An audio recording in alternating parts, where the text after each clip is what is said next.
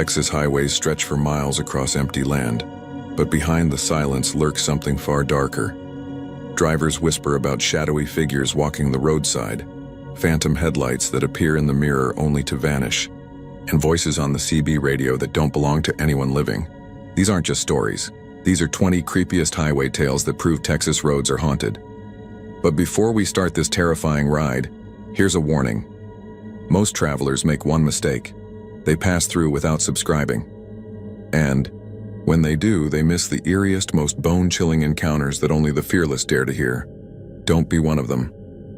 Hit that subscribe button now, because what waits out on these dark Texas roads is just the beginning.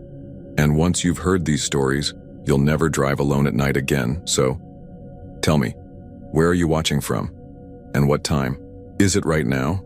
Drop it in the comments, because here, the night never ends and the highway is always waiting. Now let's turn the headlights on and drive straight into the darkness. It was October 17th, 2021, a Sunday night, and I remember the exact details because I'd been obsessively checking the clock on my dash every few minutes. I had left San Antonio late that evening, around 9:30 p.m., heading south on Highway 281. My brother had called me earlier in the day, telling me our mom wasn't doing so well again, and though the doctors kept saying it was just her blood pressure, I knew she needed someone there. I didn't hesitate. I threw a duffel bag in the passenger seat and took off down the road, hoping to make it to McAllen before sunrise. If you've ever driven Highway 281 at night, you know it's not the kind of road that makes you feel welcome. It's a straight shot most of the way, 2 lanes flanked by bar ditches and endless stretches of mesquite and scrub. The speed limit jumps in strange increments, 1 minute 70, the next 55, like the state itself is trying to slow you down before you run into something you're not supposed to. The road is lonely, always has been. The only constant companions are the occasional gas station lights, a stray herd of cattle fenced in the distance, and the endless thrum of your own tires over cracked asphalt. That night, the weather was clear, but sharp, the kind of autumn chill that only shows itself after dark in South Texas. The stars were brutal in their brightness, like someone had hung them low just to mock how empty everything else was. I kept the windows cracked, letting the dry wind sweep in, mixing with the faint smell of diesel that always seems to cling to long highways. Around 11:45, just past Pleasanton, I saw the first sign. It wasn't anything dramatic, just a figure, far ahead on the shoulder. At first I thought it was some stranded driver, maybe a woman walking back toward a broken-down car. But as I got closer, the details didn't add up. She wasn't walking. She was standing perfectly still, facing the road, her head slightly tilted. Even from half a mile out, I could make out the white of her dress. It almost glowed in the high beams.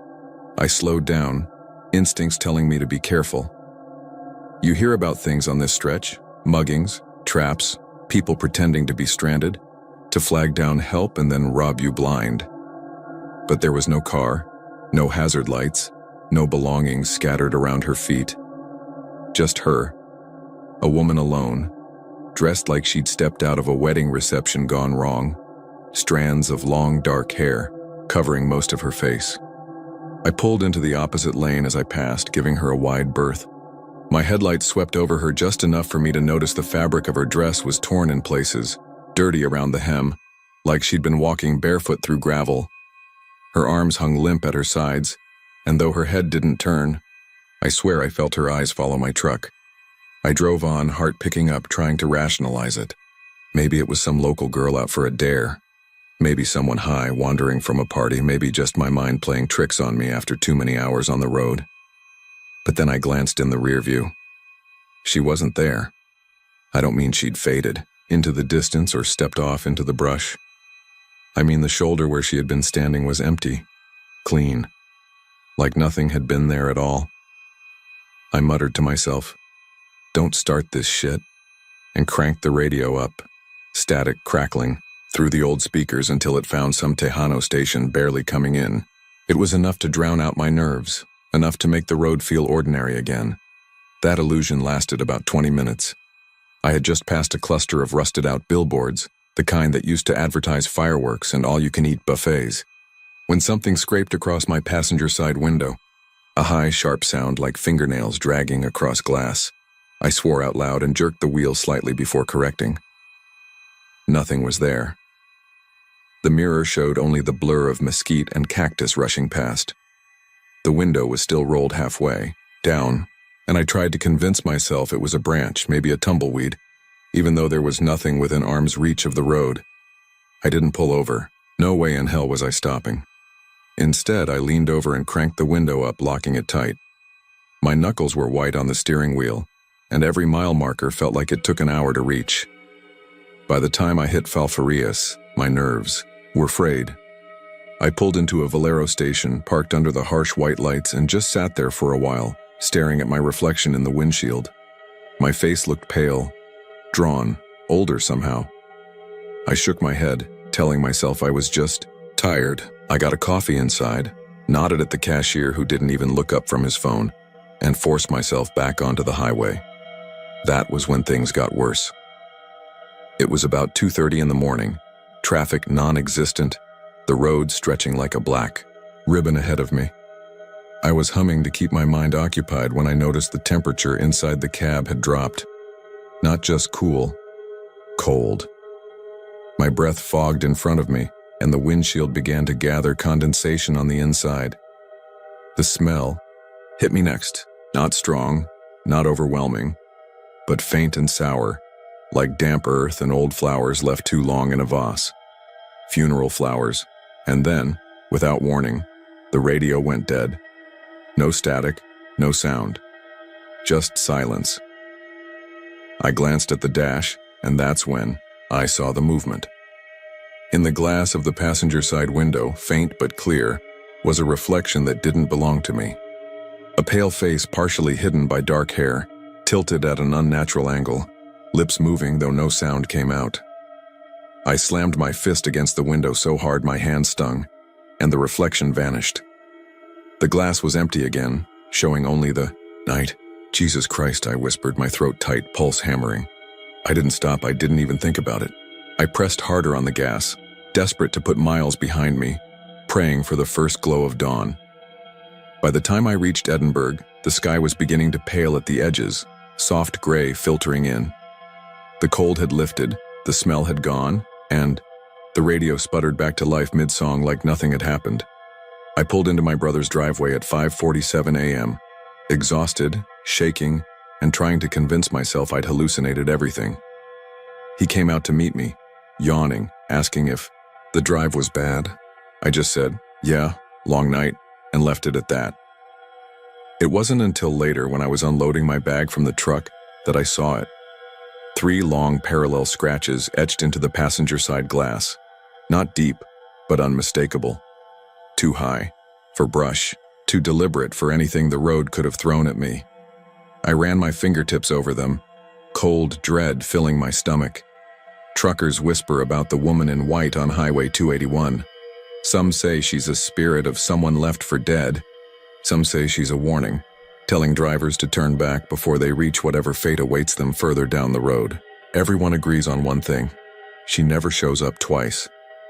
But that night, alone in my brother's driveway, staring at those scratches, I couldn't shake the feeling that maybe she wasn't finished with me yet.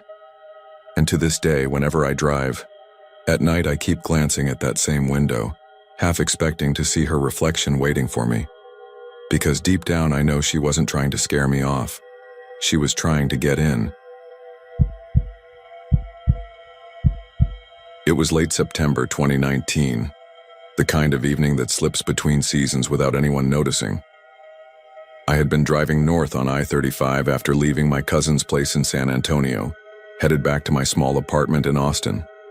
The highway was mostly clear, the air still carrying that lingering heat from the day, but the edges of it felt cooler, like fall was pressing against the glass. My car was nothing special.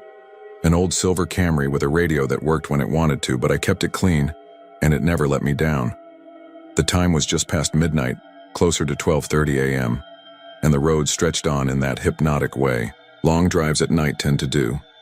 The lights from the occasional gas station or overpass broke up the dark, but otherwise it was endless asphalt and the steady hum of tires. I wasn't tired yet, But I was restless, which is worse when you're alone in a car. I had the window cracked for fresh air, and the sound of crickets and highway wind came in sharp little bursts. That was when I saw him. Just past San Marcos, on a stretch of road that dips slightly before rising again, there was a boy standing at the side of the highway. He couldn't have been older than 20. A denim jacket, dark jeans, and what looked like scuffed boots.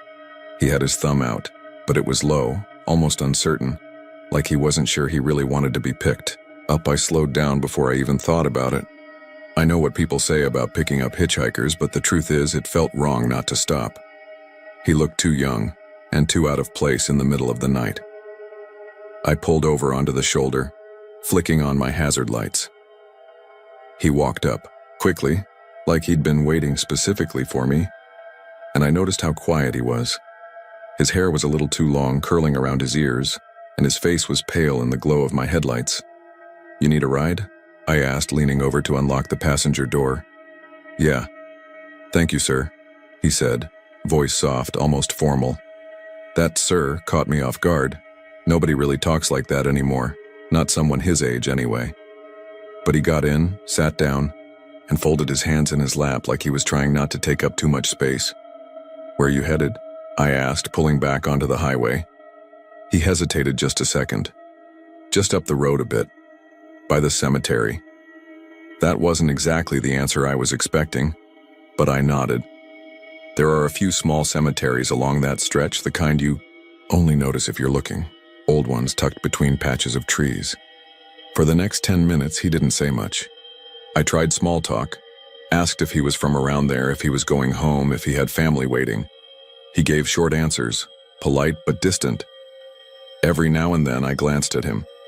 He was staring out the window, expression blank, almost too still. Something about the way he sat there made the car feel colder, though the air outside was still warm. Eventually, I saw the turnoff he meant. A narrow road leading to a cemetery I'd passed a dozen times but never stopped at. He leaned forward slightly. "Right here's fine," he said. I pulled over onto the gravel shoulder. He opened the door, paused for a moment, and looked back at me. "Thanks again," he said. "You didn't have to." Before I could respond, he was out, walking toward the gate. There were no lights, just the faint glow from the highway behind us. I watched him for a few seconds, then drove off, thinking maybe he lived nearby and cut through the cemetery as a shortcut. The next morning, though, I couldn't get him out of my head. Something about how quiet he'd been, how stiffly he'd moved, how pale he looked in the headlights. On impulse, I drove back down to that cemetery. It was late morning, the sun was out, and the place looked less threatening, though still lonely, just rows of old headstones, cracked stone walls, and dry grass. I walked through the gate, feeling a little foolish, and wandered until I found the section nearest the road. That's when I saw it. The name on the headstone doesn't matter. I won't share it here. But the picture carved into the granite froze me in place. It was him. The same pale face, the same longish hair curling at the ears, the same quiet, serious expression. The dates underneath said he died in 1979. 40 years ago, almost to the day. I don't remember leaving the cemetery. 1 minute.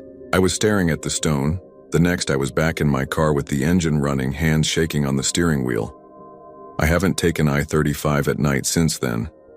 I'll add an extra hour to my drive if it means avoiding that stretch, because I know what I saw, and I know who sat in the passenger seat of my car that night. I've never picked up another hitchhiker, and if you're ever driving north on I-35 past San Marcos, and you see a boy in a denim jacket standing by the shoulder with his thumb half raised, I'd suggest you keep driving. Some rides aren't meant to be given. It was on a Thursday night, October 14th, 2021. I remember the date because I'd just come back from Laredo after spending most of the afternoon there. I left around 8:30 p.m., which is always later than I like, because US Highway 83 at night feels like another world entirely. Anyone who has driven it knows what I mean. It stretches in long, dark ribbons between small towns, broken up by nothing but flat scrubland, low brush, and the occasional distant windmill.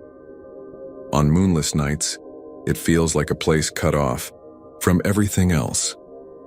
That night, there wasn't a trace of moonlight, just a black sky stitched with stars and the long sweep of my headlights cutting across the asphalt. It had been hot earlier in the day, but by then the air had cooled. I drove with the windows cracked, the faint smell of dust and dry weeds drifting in. The radio barely worked out there, so I played music from my phone instead, low enough that I could still hear the tires humming against the road. Traffic was thin as always, maybe a car every 15 minutes. For long stretches, I felt like the only person alive. That silence, that vast emptiness, can get inside your head in ways you don't expect. I was about 40 miles north of Laredo when it happened. That's where the road dips into a stretch of mesquite and scrub so thick it almost feels like forest, even though you know it's not. The darkness seemed to lean against the glass of my windows, pressing in, making the headlights feel weaker than they really were. That's when I heard it. A baby crying. At first I thought I imagined it. Just the wind through the brush or some scrap of sound bleeding through the music. But I turned the volume all the way down and it was still there. Thin, high-pitched and desperate. The sound came from the right side of the road, somewhere out in the brush. I slowed down. I don't know why. Instinct, maybe. Curiosity. Guilt. Because the thought of a child alone out there in the middle of nowhere didn't make sense. I eased my truck onto the gravel shoulder, killed the music, and rolled the window down the rest of the way. The night air was cool, carrying the dry scent of mesquite and something else I can only describe as wet dirt, like freshly turned soil. The crying was clearer now. It wasn't constant, but in bursts, wails followed by silence as if the baby was struggling to catch its breath. The sound rose and fell, but always close, always just beyond the reach of the headlights. I grabbed the flashlight from the glove box and stepped out. Gravel crunched under my boots. The darkness was complete once I shut the truck door, my headlights throwing long, pale beams into the brush. Every sound felt amplified. My breath, the insects, the distant rustle of leaves, and threading through, it all was that thin, plaintive crying. "Hello?" I called. My voice sounded wrong, swallowed by the dark. "Is someone there?" No answer, just the crying. I stepped off the shoulder and into the brush, sweeping the flashlight back and forth. The beam picked out thorny branches, tangled weeds, patches of bare dirt. My boots sank slightly into the ground, damp in a way the road wasn't. That smell of wet earth grew stronger. The crying stopped. I froze, the silence pressing in like a held breath. Then I saw them, tiny footprints in the dirt, small enough to belong to a toddler, maybe 2 years old at most. But what made my stomach turn was how clear they were. Bare feet, each toe distinct, pressed deep into the damp soil. The trail led away from the road, vanishing into the darkness. I should have turned back. I knew that even then. But something pulled at me. The idea that maybe a child really was out there. Maybe a wreck had happened earlier and I just hadn't seen it. Maybe someone needed help. So I followed. The footprints wound deeper into the brush, where the flashlight barely seemed to cut the darkness. The silence felt unnatural, like even the insects were holding still. My heart pounded so loud it seemed to echo in my ears. Then the crying started again, farther ahead this time. I moved quicker, branches clawing at my sleeves, the beam of light jittering as my hands shook. The footprints grew fainter, as if the ground was drying out, until suddenly they stopped altogether. Just like that. The crying cut off with them. Swung the flashlight in wide arcs, searching. Nothing. Only brush and shadows.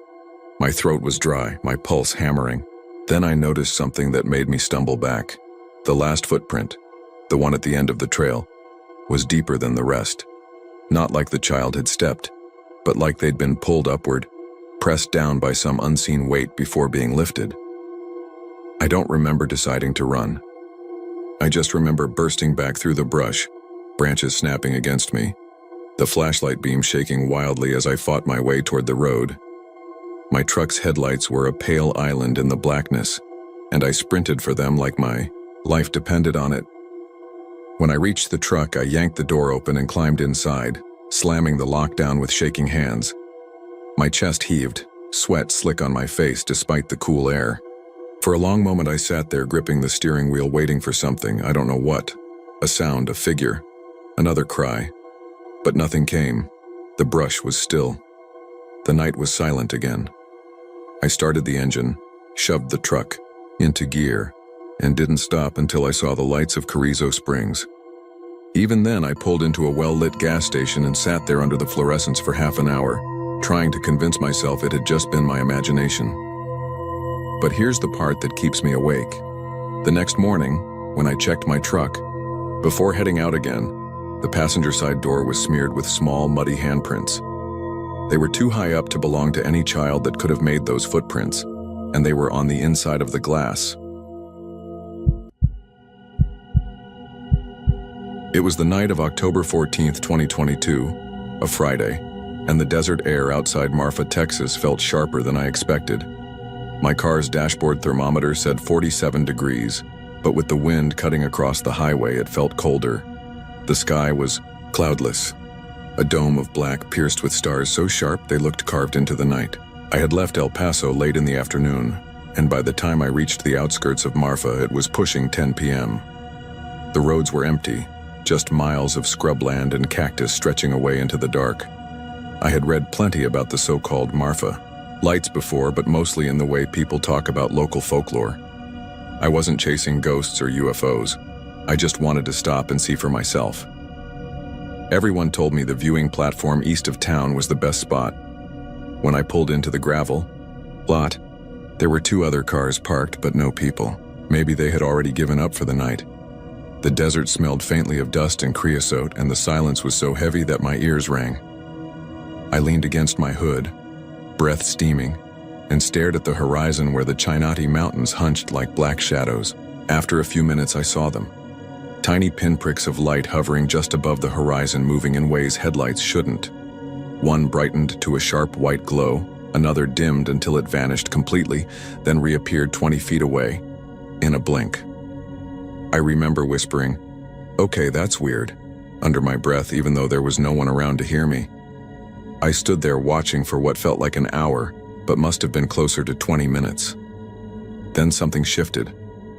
One of the lights broke away from the cluster. At first, I thought it was a plane descending, but the longer I stared, the more I realized it was wrong. Planes don't float like that. The glow lifted higher, then angled, toward the highway, toward me. I don't know why, but a wave of unease spread through me. It wasn't fear yet, not exactly. Just that prickling animal awareness you get when something in your environment changes in a way your brain can't explain. The light grew brighter as it drew nearer, pacing low over the desert. I could see the gravel around my boots catching the glow, as if it were a headlight trained on me.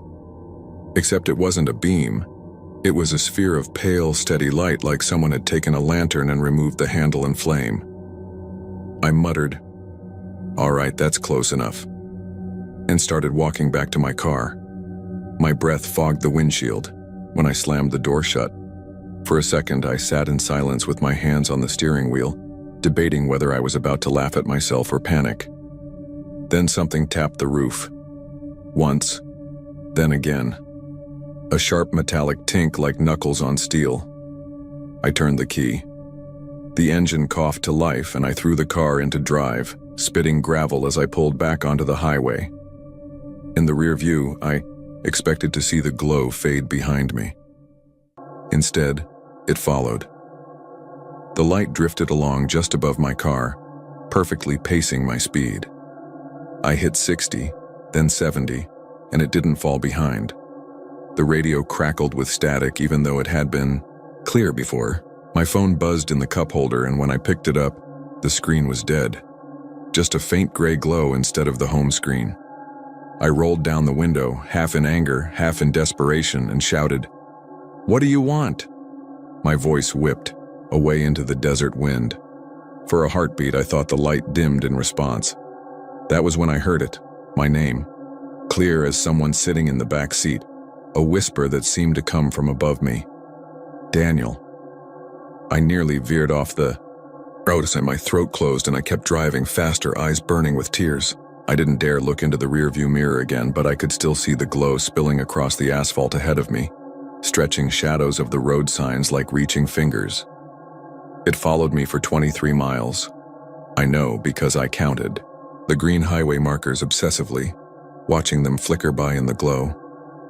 Somewhere near Alpine, the light pulled away, rising higher and higher until it vanished into the stars. My phone flickered back on the instant it was gone, as if nothing had happened. When I stopped at a motel just outside town, the clerk gave me a once-over and said, "You look like you saw the Marfa lights up close."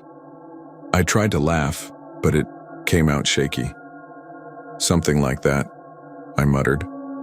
He nodded slowly, like he knew more than he'd ever admit, and handed me the room key.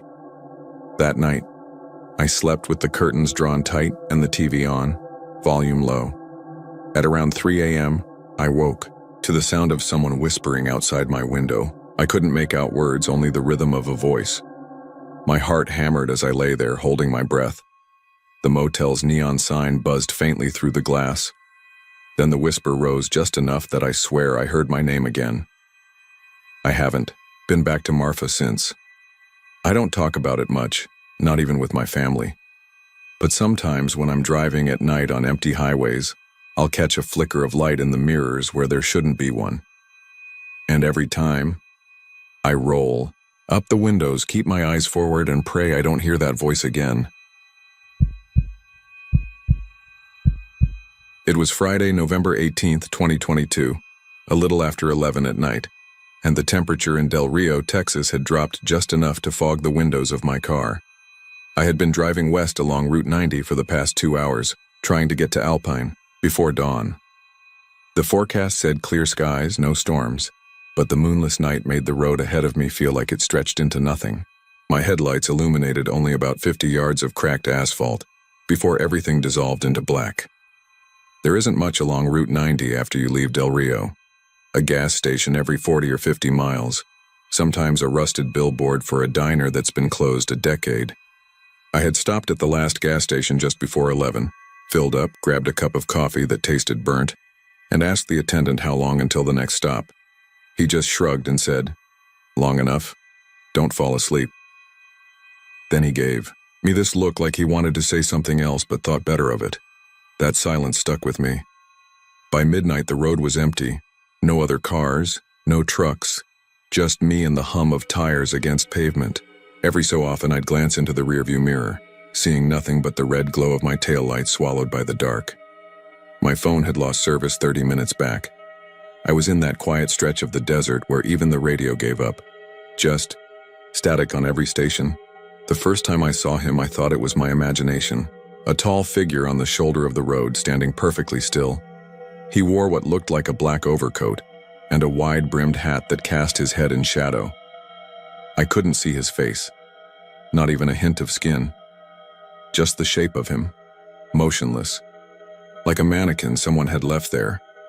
I slowed instinctively, squinting, but by the time I passed him, I had convinced myself it was a fence post or maybe a trick of the headlights against a mile marker. I told myself not to overthink it. Long drives do weird things to your eyes. 20 minutes later, I saw him again.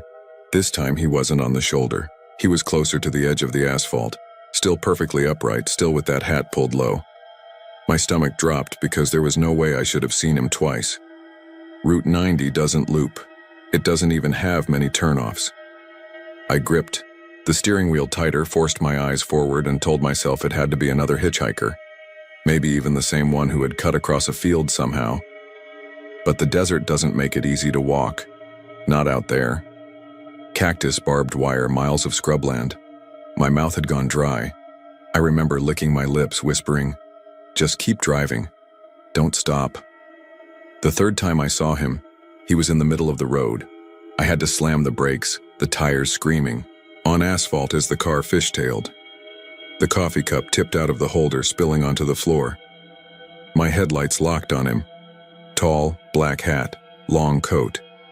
But his face was nothing. Not shadowed, not blurred. Just an absence, like where a face should be. There was only more night. He didn't move.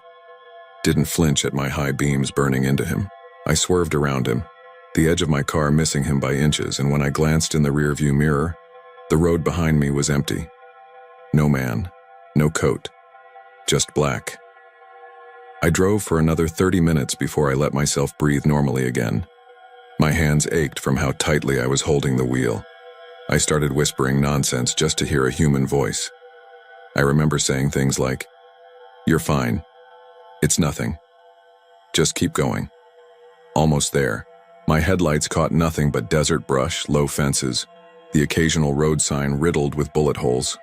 No more figures. No more interruptions. I convinced myself that shock and exhaustion had twisted my mind.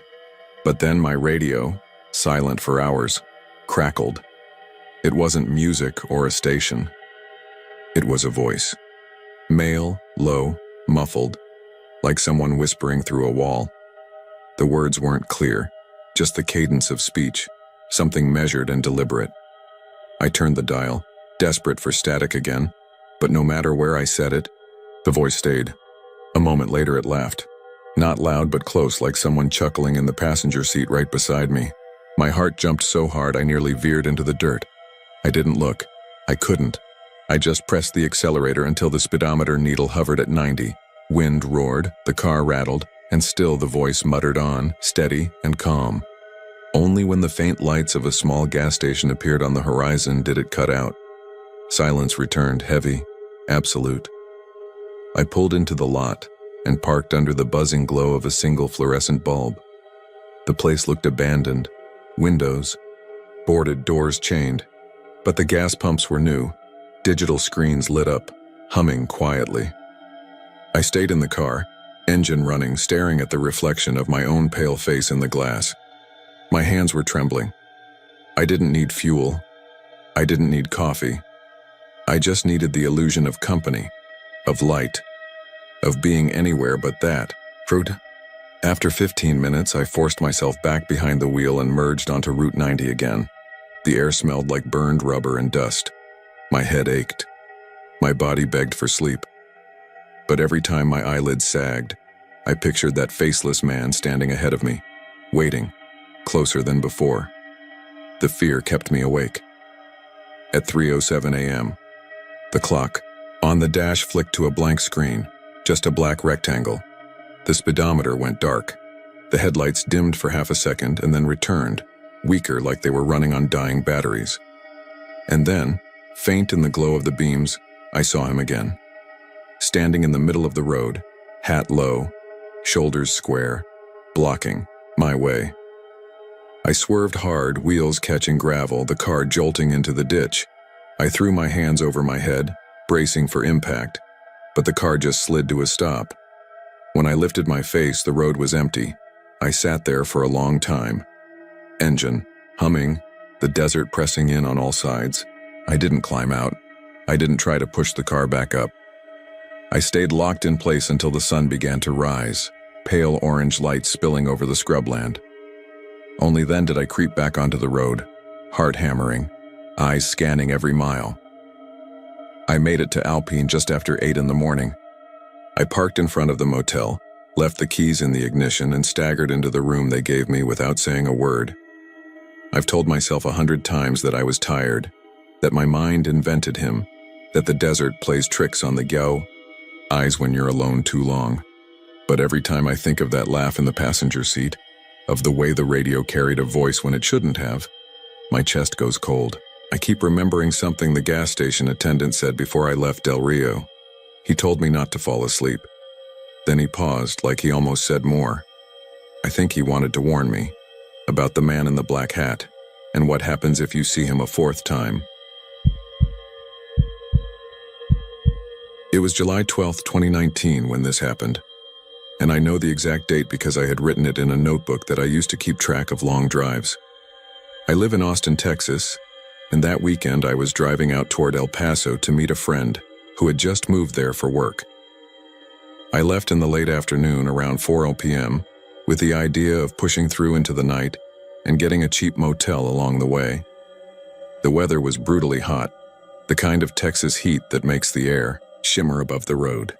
The forecast had promised it would dip into the low 90s once the sun dropped, but at that hour it was still around 103. I remember the thick chemical smell of hot asphalt mixing with dry dust from the fields. I had the AC in my old Toyota Corolla, turned up as high as it would go, but it was still weak and whining. For the first few hours it was fine, just endless highway, empty ranch land, and the occasional 18-wheeler blasting past. The sun started to set behind me, and the sky was all stretched out in layers of orange and pale purple. I felt good, calm, even kind of excited about seeing my friend. But somewhere around 10 p.m., the road felt different. There's a long stretch out there where it feels like nothing exists except you in the desert. No lights, no small towns, no cell towers, just flat blackness. The horizon disappears into the dark, and the only proof that you're moving is the steady drum of your tires on the pavement. That's when my gaslight came on. I cursed under my breath because I'd miscalculated. I'd stopped earlier in Junction for a bathroom break, bought a soda, and figured I had plenty to get to Fort Stockton. But I'd underestimated how far apart everything was. The little orange light glared at me and my stomach dropped. After another 20 minutes, I saw a flicker of neon out in the distance. Relief hit me like a drug. A gas station, glowing faintly in the desert night. The sign was old, buzzing red, and blue. Half the letters burned out, so it just read, "As New Year Mart." I pulled in without hesitation. The place looked like something from the 1980s. Two old pumps with analog dials, the kind you almost never see anymore. The building was squat, with faded siding and a row of dusty vending machines against one wall. There was a faint smell of fried food, like old oil that had seeped into everything. Inside, a bell jingled when I pushed the door. The air was heavy and smelled like cigarettes, though I didn't see anyone smoking. The shelves were mostly empty, lined with dusty cans and outdated snacks. A cooler hummed in the corner with a rattling fan. Behind the counter was a man who looked to be in his 60s, thin with stringy gray hair that hung past his ears. He wore a button-up shirt with pearl snaps, the kind you see at thrift stores, and his eyes didn't seem to land anywhere in particular. He glanced at me, then back at the countertop where his fingers tapped rhythmically. "Evening," I said, trying to sound casual. He nodded once, slow. "Pump'll work. Cash only." His voice was raspy, as if every word had to be pulled out. Handed him a 20. He didn't give me a receipt, just slid a metal key across the counter attached to a block of wood with the number 2 carved into it. "That's for the pump." I hesitated, then took it. Filling up was uneventful, though the pump groaned like it was struggling to breathe. The numbers spun sluggishly, but eventually, I got the tank full. I returned the key, and when I opened the door, I noticed something that made my skin crawl. The shelves behind the counter, the ones I could have sworn were filled with old snacks, were empty. Completely bare. The man didn't look at me when I set the key down. His fingers kept tapping, steady like a slow metronome. I forced a smile. "Thanks. Have a good night." He gave no response. I got back in my car, more eager than I wanted to admit to get away. I pulled onto the road, and after about a mile I glanced in the rearview mirror. The neon sign was gone. No faint glow. Nothing. Just desert blackness swallowing everything behind me. At first I thought maybe the sign had cut out, but when I checked my odometer the next morning, I realized something worse. I'd filled up near 10:30 p.m., about 70 miles east of Fort Stockton. When I rolled into Fort Stockton around 12:15, I checked the mileage. The tank gauge hadn't budged, still full. That old Corolla never got mileage like that. It was as if I hadn't burned a single drop in almost 90 miles of highway. I tried to laugh it off, chalk it up to a faulty gauge. But when I stopped at another station in Fort Stockton and topped off, the pump clicked after less than half a gallon. The clerk there, a woman in her 20s, gave me a polite smile. Tank must have been full already. "No," I said before I could stop myself. "I filled up like an hour ago." She shrugged. "Guess you didn't drive far then." But I had. I knew I had. The weirdness didn't stop there. When I told my friend about it the next day in El Paso, he looked confused. Man, I drive that road twice a year. There's no station out there. Between Junction and Fort Stockton, you're lucky if you find a rest stop, let alone some old mart. I swore to him that I saw it. I could still smell the cigarette-stained air, hear the hum of the cooler, see the man's fingers drumming on the counter. But when we drove back together 2 days later, retracing my exact route, there was nothing. Just endless desert scrub and heat haze, not even ruins, no foundation, no broken pumps, nothing to suggest anything had ever been there. My friend got quiet after a while, kept glancing at me like he wanted to say something but didn't. Finally, when we reached Fort Stockton again, he muttered, "My uncle used to tell us stories about places like that. Stations, diners, motels that only show up when you need them and you're not supposed to stop. Said they weren't real, not in the way we think, more like echoes. Places that feed off you, off something you give them." That night I lay, awake in the motel, staring at the ceiling. I couldn't stop replaying the tapping of the clerk's fingers, steady and mechanical, like a ticking clock, like he was waiting for something. I don't know what I gave them, if that's what it was. Gas? Money? Time? All I know is that when I think about that drive, about the flickering neon rising out of the dark, my chest gets tight, and I feel like I left something behind in that desert. Or worse, like something followed me out. Because sometimes late at night when the house is quiet and I'm alone in bed, I swear I hear it again. That slow, steady tapping. Not outside, not in the walls, on the nightstand, right next to me. It was late spring, May 12th of last year to be exact. I remember because it was the day after Mother's Day, and the sky over our part of West Texas had been restless all morning. By noon, the clouds had stacked up in swollen gray-green slabs.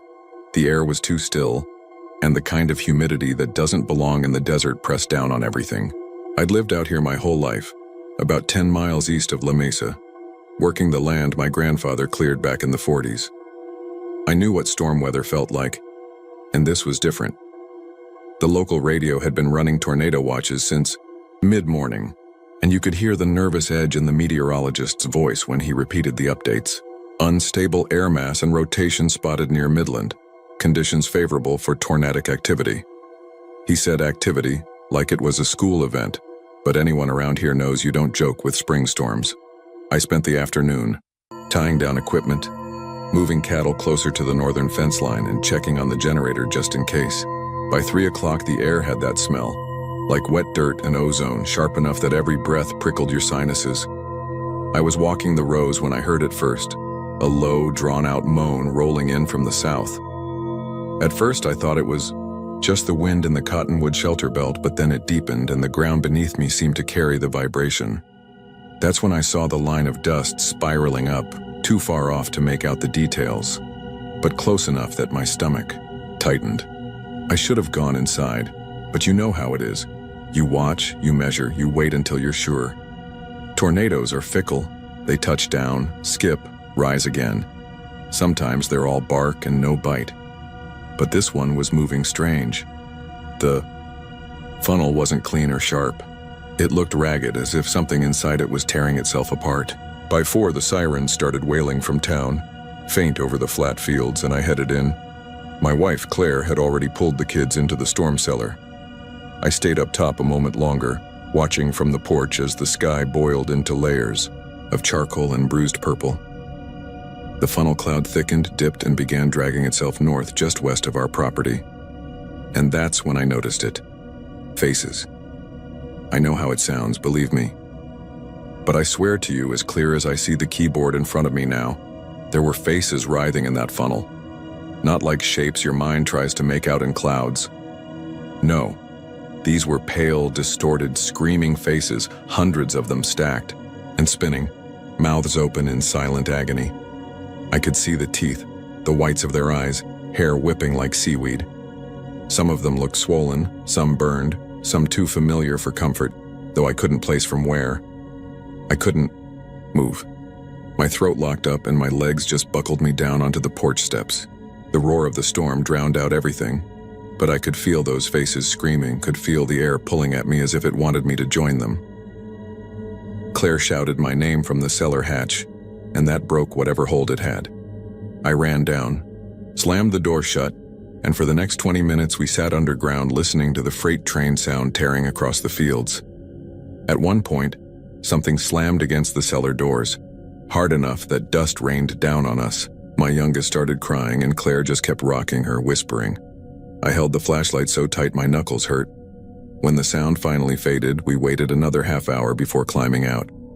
The air was dead quiet, that eerie stillness after a storm.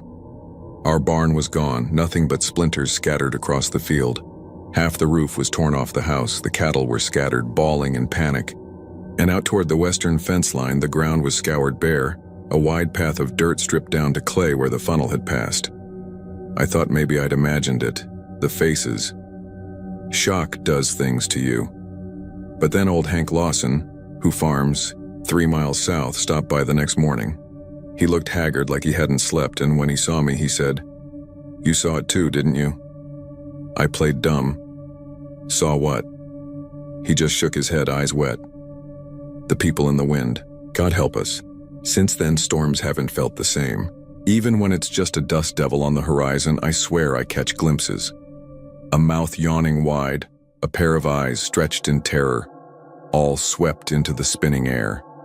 Sometimes I think I hear them too, faint under the howl of the wind, pleading, begging, like they're trapped in there forever. I haven't told my kids, they already wake up screaming from the thunder. Claire won't talk about it at all. But Hank stopped coming around last fall. His daughter said he doesn't go outside anymore when there's wind, just sits inside with every door locked, curtains drawn, muttering to himself about the storm, people. I can't say I blame him, because last week when another system rolled through, I stood by the kitchen window watching the clouds build.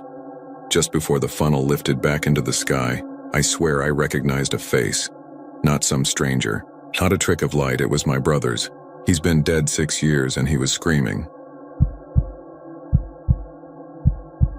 It was a Thursday night, August 11th, 2022, and the humidity in Corpus Christi was the kind that makes your shirt stick to your back before you've even left the porch. I work nights at a shipping warehouse near the port, the kind of place that always smells like diesel and salt air. My shift runs from 7 p.m. until about 4:30 in the morning, and by the time I clock out, the city feels drained, emptied of everything but the glow of sodium lamps and the faint hum of the Gulf. That night, I had been asked to stay a little later, to cover for a coworker who'd left early. I didn't roll out until close to 5:15 a.m. I was already tired, mind buzzing with that wired feeling you get when you've been up all night, but your body hasn't caught on yet. The sun hadn't come up, but the horizon had that faint bluish haze like the sky was being rubbed with an eraser. I take the same route home every night.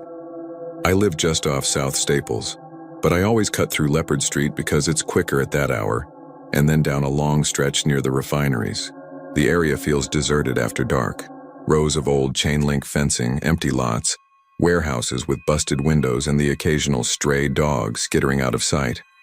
It isn't the kind of place you'd walk at night unless you were desperate. That morning, traffic lights kept flashing yellow and the roads were slick from an earlier shower. My wipers squeaked against the windshield every few seconds, dragging across a thin mist that refused to clear. I had the radio off, window cracked, letting in the thick metallic smell of the Gulf mixed with the faint tang of oil from the refineries. I remember checking the clock on my dash, 5:32 a.m., when I first noticed them. At first, I thought it was just a group of people waiting for a bus, even though the buses don't run that late out there. A line of maybe 20 or 30 figures walking along the side of the road, all in single file. The air was so still that the sight of them moving together stood out unnatural, like a current passing through water. They were barefoot, their clothes plain, dark shirts, faded pants, and they walked with their heads down, arms hanging loose, at their sides. No talking, no hesitation, just moving.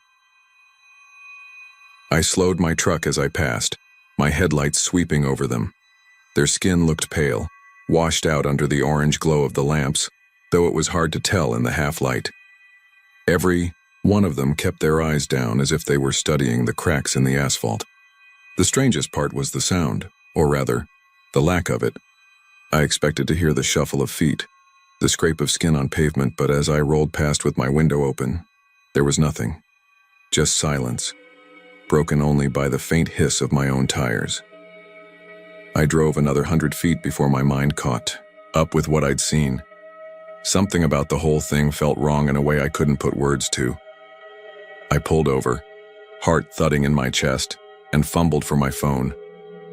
The sky was starting to brighten faintly in the east, a gray line pushing against the black, but the figures were still clear enough in the gloom. I raised my phone to record. The screen lit up my face, but instead of showing the row of figures, it just glitched. The preview flickered into static, a snowy, churning mess that shifted whenever I moved the phone. I lowered it, looked with my eyes.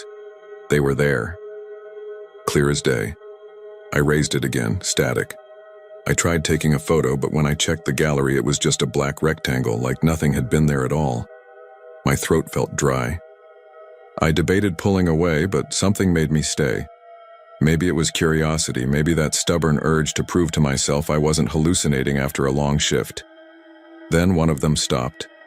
A man, at least I think it was a man, paused mid-step, his bare foot hovering just above the ground.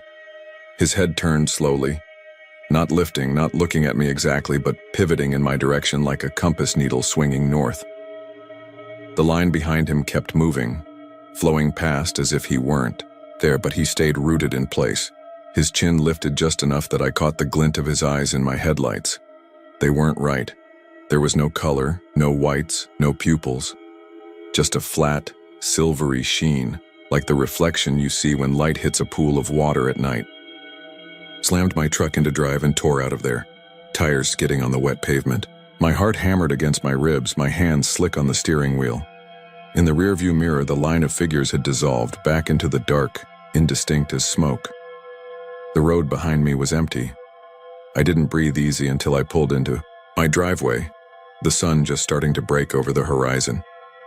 Even then, I sat in the truck for a long while, hands gripping the wheel, sweat dripping down my temples, telling myself I was just exhausted, seeing things, that I'd explain it away after some sleep. But I couldn't. When I woke that afternoon, I checked my phone again. The black photos were still there, as was the corrupted video. I tried to show a buddy from work later, but when I clicked on the files, they wouldn't open anymore. The icons had grayed out, unresponsive, like they'd never existed. That was 2 years ago. Since then, I've started noticing things when I leave work at night.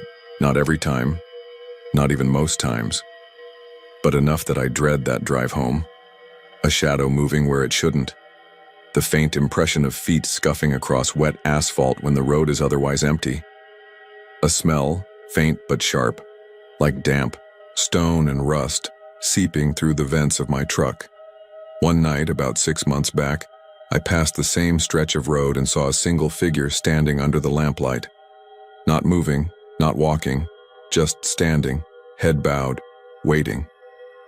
I sped past without looking back. I've thought about switching routes, but it doesn't feel like it would matter anymore. Sometimes even on other streets, I swear I see shapes in the periphery, silhouettes vanishing when I turn my head. My neighbors think I've been drinking more. I haven't. I've just stopped talking much about it because how do you explain something like this without sounding insane? But the worst part came just last week. I was sitting at a red light on Agnes Street, window cracked open for air, when I heard it. Dozens of bare feet slapping the asphalt in rhythm. I turned my head slowly, terrified of what I'd see, and caught the faintest glimpse in the reflection of a storefront window. Rows of figures moving silently past, their heads down, their shadows long and black against the street. When I whipped my head to look directly, the sidewalk was empty. The light turned green. I drove home in silence, gripping the wheel so hard my knuckles ached. I haven't told anyone else about that. I don't know what they are, or why they're here, or why I can see them. I just know that if you're ever in Corpus Christi before dawn, and you catch movement out of the corner of your eye near the refineries, don't stop. Don't look too long. And for God's sake, don't try to film them, because they'll know you see them. And once they know, they don't stop. It was Friday night, September 15th, 2023. I remember the date clearly because I'd just finished a week-long work trip in Abilene and was heading back east toward Dallas. The sun had already dropped, and the stretch of Route 84 near Sweetwater looked the way Texas highways always do at night. Endless blacktop, no real light except the thin white beams of my high beams cutting into the dark. The weather was clear, dry, but the air felt heavier than it should have been. I rolled the window down a crack to get some fresh air, and all I got was the faint smell of mesquite and dust. Out there, once the radio cuts into static and the cell service drops, the only sound left is the engine and the occasional thump of tires rolling over uneven patches of asphalt. I'd been driving about 2 hours since my last stop at a gas station outside Roscoe. It was one of those nowhere towns with a single lit pump island, a rattling Coke machine, and a tired-looking cashier who didn't make eye contact. I'd grabbed a Dr. Pepper, stretched my legs, and convinced myself I was good for the rest of the drive. But when you're alone out there, and the road keeps spooling out in front of you like a black ribbon that never ends, it doesn't take long for fatigue to turn into something else. That gnawing unease that has nothing to do with being tired. I first noticed him at mile marker 253. At first, I thought it was just a shadow cast across the road, maybe a trick of my headlights bending against a patch of heat distortion, but then it moved. It wasn't walking so much as dragging itself forward, one uneven step at a time, like both legs weren't quite working right. He came out of the darkness on the shoulder and staggered into the lane. My first instinct was to swerve. I yanked the wheel slightly, heart hammering, and the car jolted to the left. I slowed down fast enough that my seatbelt dug into my chest. The figure stopped dead in the middle of the highway facing me, and for a second, I thought he was going to collapse. But he didn't. He just stood there, hunched and swaying a little, as if the wind alone was keeping him upright. The sight of him was wrong in a way I can't fully explain. He looked burned, badly. His skin was dark and cracked, and in the glow of my headlights it looked like it was still smoking. His clothes, or what was left of them, hung in black melted strips fused into his skin in places. And the worst part was that faint shimmer of heat rising off him, like he had just walked out of a fire. I sat there in the driver's seat, gripping the wheel so tightly my hands hurt. My brights caught his face, or what was left of it. His mouth hung slightly open as if he was trying to breathe through ruined lungs, and then slowly, one arm lifted. Not a wave, not a signal for help. His hand curled toward my door handle. Something in me snapped. I slammed my foot on the gas and tore past him. The car roared, and for a split second I thought I felt resistance, like he had actually grabbed the handle and was holding on. The thought made me sick. When I looked in the rearview mirror, he was gone. Not behind me, not staggering on the road, nothing. Just open, empty highway. I drove for miles without breathing, or at least it felt that way. I kept glancing at the back seat in the mirror, convinced I'd see him sitting there still smoking, filling the car with the smell of char. And then I noticed the smell. At first I thought I was imagining it, but it grew stronger with each passing mile. It wasn't the faint, bitter scent of someone's barbecue pit or the chemical tang of exhaust. It was gasoline. Thick, raw gasoline, flooding my car as if someone had spilled it right onto the upholstery. I pulled over. I didn't want to, but the smell was choking me. I rolled all the windows down and stepped out onto the shoulder. The night was dead quiet except for the hum of insects. My headlights stretched across the empty asphalt. No cars, no movement. Nothing. But the smell was still there, stronger than before. I checked the trunk. Nothing. I circled the car, crouched down to see if maybe something was leaking from under the chassis. Dry as bone. I opened the driver's door again and leaned in. The smell hit me so hard my eyes watered, and that's when I saw it. On the inside of my door handle, smeared across the chrome, were blackened fingerprints. 4 long streaks and a thumbprint burned into the metal as if someone had pressed a hand made of ash straight against it. I don't remember getting back into the car. I don't even remember the rest of the drive. The next thing I remember clearly as pulling into my driveway around 2 a.m., stumbling into the house with my hands shaking so badly I dropped my keys twice. The smell stayed in my car for days. No matter how much I aired it out, how many air fresheners I clipped to the vents, that gasoline stench clung to everything. My neighbors started commenting on it. One even joked I was running moonshine out of the trunk. But when I finally worked up the nerve to check again, the fingerprints were gone. Not faded, not smudged. Gone. As if they'd burned themselves in just long enough to be seen and then disappeared. That was nearly a year ago. I still drive that stretch of Route 84 sometimes for work. Every time I do, I tell myself it was exhaustion. A hallucination. My brain stitching shadows into something terrifying because I'd been on the road too long. But every so often I catch myself rolling up the windows before I hit Sweetwater, keeping my eyes fixed straight ahead, never slowing down. Because if you do, if you let yourself hesitate for even a second, I think he'll try again. And next time, maybe he won't miss the handle. It was the evening of July 18, 2019, when I first noticed something was wrong with Highway 59. I was driving back from visiting my cousin in Lufkin, Texas, and I remember the details because the sky had that strange orange tint you get after a storm has rolled through but never fully broken. The road was slick, though it hadn't rained in hours, and the heat made the pavement steam in long ghostly ribbons that shimmered under the headlights. It was around 8:30 p.m., and the sun had dipped low enough that the pine trees lining both sides of the road looked like an endless wall of black spears. The temperature gauge on my dash said 82 degrees, but inside my car it was cool from the AC. I had a bottle of water wedged between the seat and the console, the plastic crackling every time I shifted.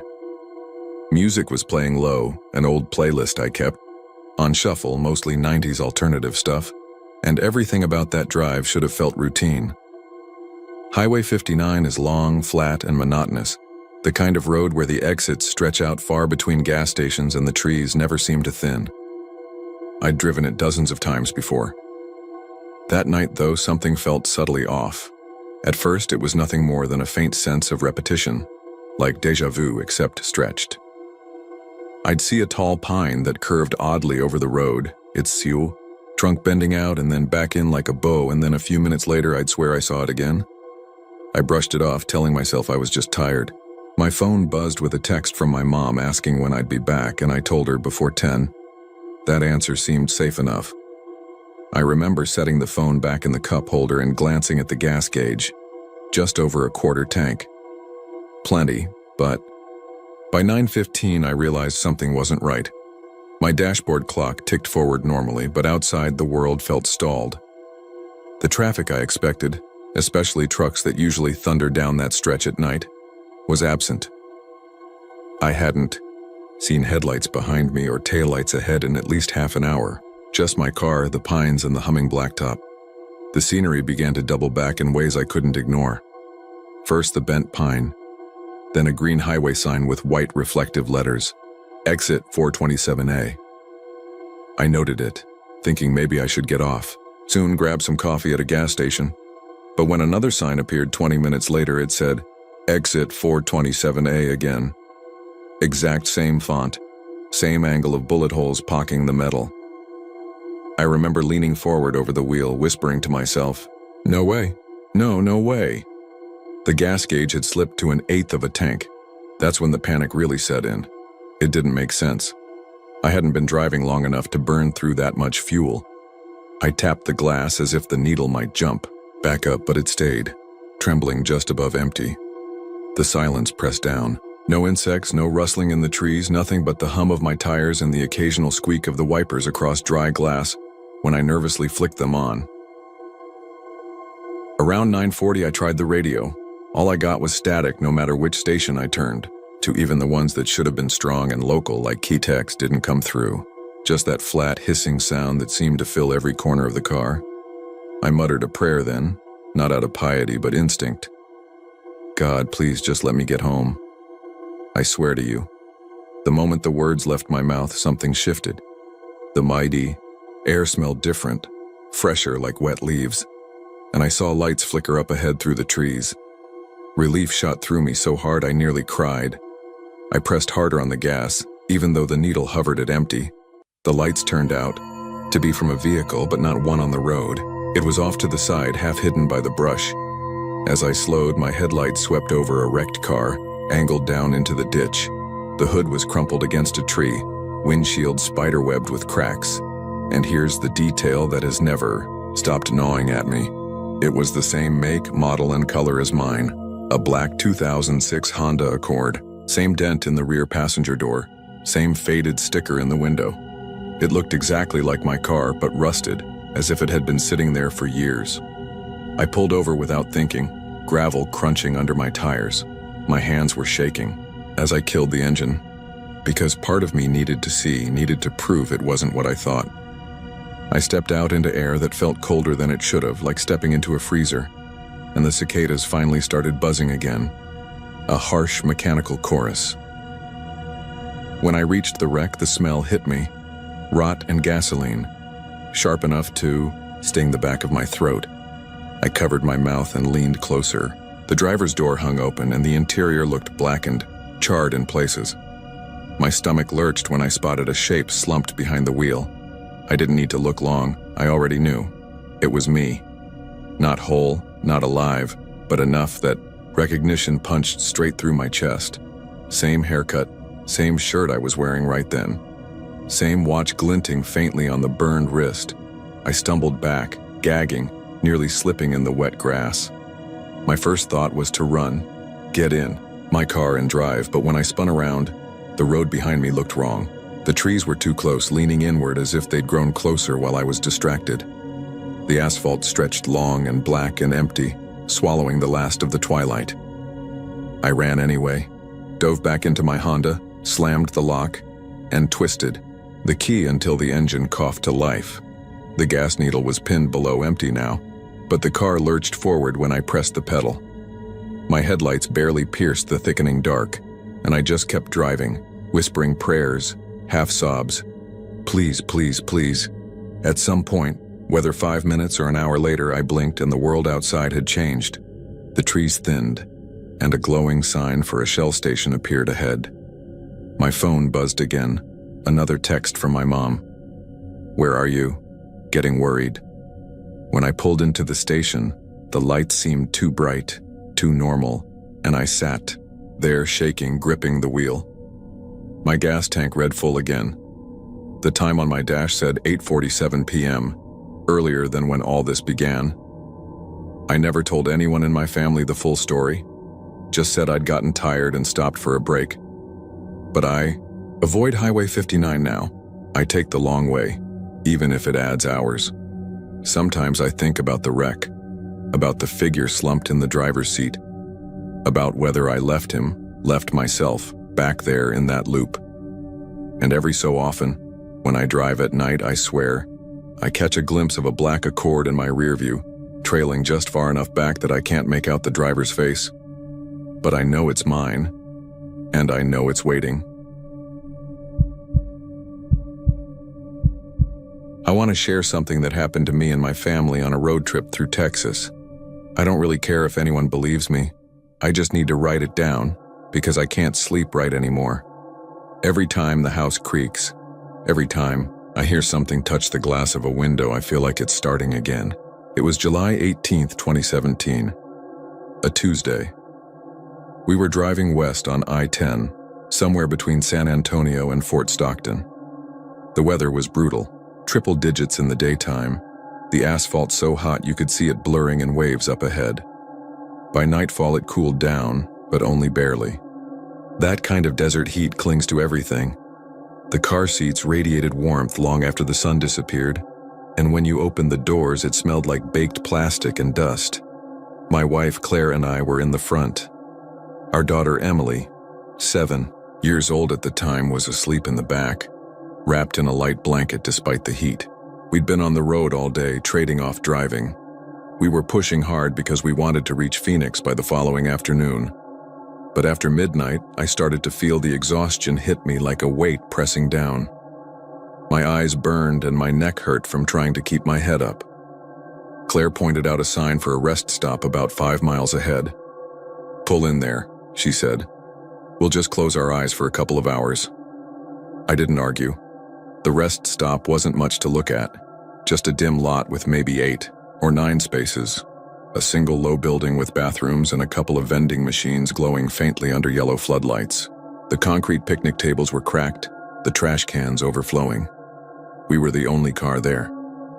Even the highway itself seemed empty, just the sound of the occasional 18-wheeler roaring past in the dark.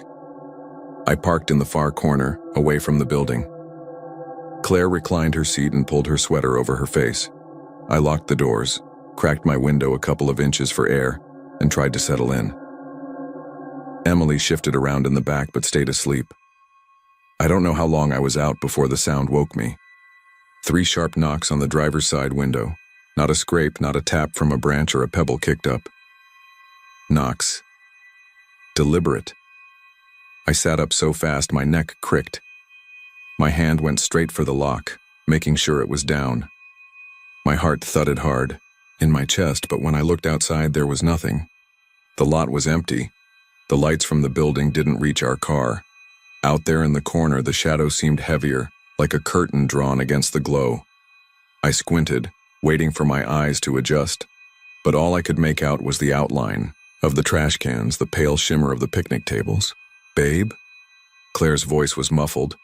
She sat up slowly, rubbing her eyes. "What is it?" "Thought I heard." I started, then stopped, because saying it out loud felt stupid. But before I could think of a way to brush it off, it came again. 3 knocks, this time at the back window, right where Emily was curled up under her blanket. Claire whipped around, her hand already on the seatbelt latch. "Jesus!" "Don't," I hissed. "Stay put." I twisted in my seat, peering back. Nothing. Just black glass reflecting the faint orange from the lot light across the way. "Did you see anyone?" she whispered. "No." My voice cracked on the word. I leaned over the console and shook Emily awake. "Hey, sweetheart, wake up." She blinked at me, bleary, confused. "What?" "Shh. Just wake up, okay? Sit up." She obeyed, sensing something in my tone. Claire held her hand. I turned the key, and for a second my stomach dropped when the engine hesitated, like it didn't want to turn over. Then it roared to life and I put the car in gear. We drove out of there fast, gravel popping under the tires until the rest stop was swallowed behind us. We didn't talk for a while. The highway stretched on, black and endless, the white lines flashing in the beams of the headlights. My knuckles were tight around the wheel. Finally, Claire spoke, almost to herself. "There was no one there." I swallowed. "I know." Emily asked what was going on, and Claire told her she must have been dreaming. I kept my mouth shut. Around 2:30 a.m. We pulled into a truck stop in Ozona and parked near the gas station. Bright lights, people moving around, big rigs idling with their engines rattling the air. I felt safer there, though I couldn't shake the unease. We tried to rest again, but I don't think any of us really slept. The next morning, when we hit the road again, Claire noticed something on the back window. 3 faint smudges side by side, about the size of a person's knuckles. She scrubbed at them with a napkin, but they didn't come off. Not grease, not dirt. They were almost inside the glass, like part of it. I don't know how to explain it. We made it to Phoenix without incident. Life went on. But ever since that night, we've had small things happen that I can't ignore. Knocks at the front door, always in 3s. We open it and nobody's there. Once, Claire swore she heard it on the bedroom window while we were asleep. Our dog, he's usually quiet, goes nuts sometimes at 2 or 3 in the morning, barking at the walls. The worst was last month. Emily's older now, 13. She came into our room at 4 a.m., pale as a sheet, shaking. She said someone knocked 3 times on her window. She thought it was one of her friends playing a prank, until she remembered her bedroom is on the 2nd floor. I went outside with a flashlight. The grass was wet from sprinklers. No footprints, no sign of anyone. But when I came back in, Claire was standing at the window with her hand over her mouth. On the glass were 3 smudges, faint but visible in the condensation. Like knuckles. We haven't stayed overnight at a rest stop since that trip. I don't even slow down when I see one now. I don't care if I'm about to fall asleep at the wheel. I'd rather take my chances moving than risk stopping again. Because whatever that was, I don't think we left it behind in Texas. And sometimes, late at night when the house is quiet, I hear it. 3 sharp knocks. Somewhere just out of sight. And I know, eventually, if we don't figure out what it wants, one of us is going to open the door. I was running south on I-45 late September of last year, hauling drywall from Dallas to Houston. It was a clear night, one of those rare evenings in Texas when the air feels crisp and dry, and the sky is so wide you can almost believe it has no ceiling. The clock on my dash read 11:42 p.m., and I'd been driving since sunset with nothing but the hum of the engine and the faint hiss of my CB radio for company. Truck stops were thinning out. The highway was nearly empty. My headlights stretched over blacktop and scrubland that seemed to go on forever. I kept my radio on channel 19, the one most of us truckers use to shoot the breeze or warn about troopers hiding out past certain exits. It had been quiet all night, just static rolling like distant surf when a woman's voice cracked through so suddenly it made me jerk the wheel. "Please, can anyone hear me? I need help." It wasn't the kind of chatter you usually catch. No playful handles, no cussing about four-wheelers cutting someone off, just raw, desperate pleading. Her voice was thin and trembling like she was barely holding herself together. "Car accident," she said, almost gasping the words. "Off. I-45 mile marker, 239, please hurry." I knew that stretch, wide and flat. Nothing but cedar scrub, a dirt access road, and barbed wire. The last time I'd run it, the closest house was miles off. She rattled off coordinates, clear as a dispatcher would, like she knew exactly where she was. I grabbed the mic. "Breaker 19, I hear you. What's your 20 again?" Static answered me. Then her voice, clearer this time, but hollow, like she was speaking down a tunnel. "239, please. He's not breathing." Something about the way she said it chilled me. I can't explain why. Maybe it was the rhythm of her words, too measured, too calm for someone watching a man die. Maybe it was the way the static swallowed, the end of every sentence cutting her off mid-plea. A second later, another driver cut in. Old boy with a handle I knew. Big Mike. He was maybe 15 miles ahead of me that night. "You hearing that too?" he said. His voice was tight. "Copy that," I said. "You close to 239? 10 minutes out. I'll check it." We went silent after that, just the low buzz of static filling the cab.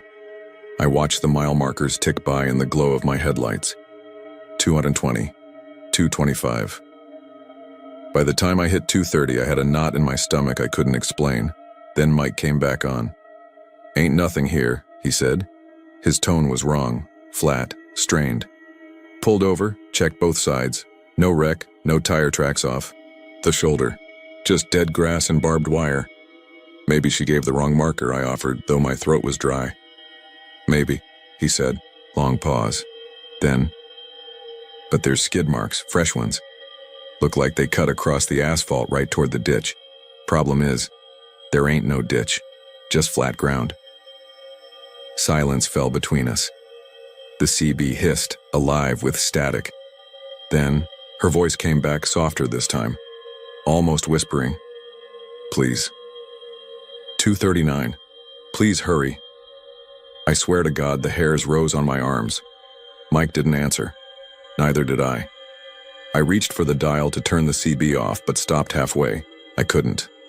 Some part of me felt like if I killed the radio, she might come crawling out of the darkness after me. I passed mile marker 239 at 12:08 a.m. My knuckles were white on the wheel. My headlights swept the shoulder. And there they were, black, arc scorched into the pavement, 2 perfect curves veering hard right as though a car had swerved to miss something. I followed them with my eyes. They led straight into empty scrub. Nothing else. No car. No glass. No broken fence. Just endless flat earth. I didn't stop. Not then. But I didn't sleep when I hit Houston either. Couldn't shake it. Couldn't shake her voice, especially the way it clipped out. like something was cutting the airwaves on purpose. 2 days later, parked at a Loves Off 45, I caught Mike at the counter. He looked like hell, eyes sunken, skin sallow like he hadn't slept. We didn't talk much, just nodded. But when I asked him if he'd heard her again, he just shook his head.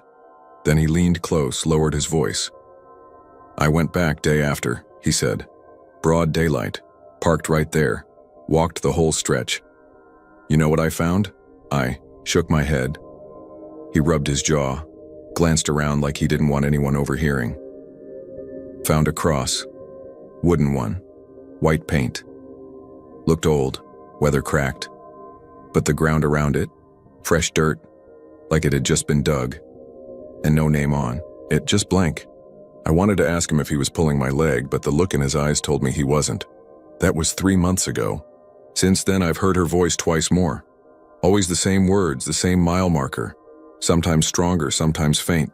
Sometimes she sounds like she's choking on tears.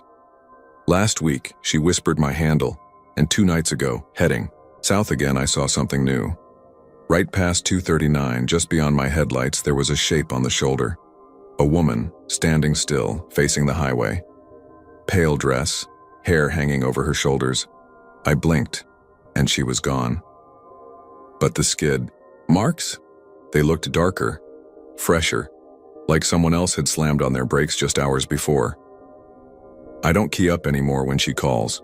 I just grip the wheel and keep driving. But sometimes, when the CB crackles to life in the dead stretch between exits, I swear I can hear breathing on the line. Slow, steady, too close. If you're ever running I-45 late at night, keep your radio off. And for God's sake, don't stop at 239 because she's still waiting, and she doesn't sound patient anymore.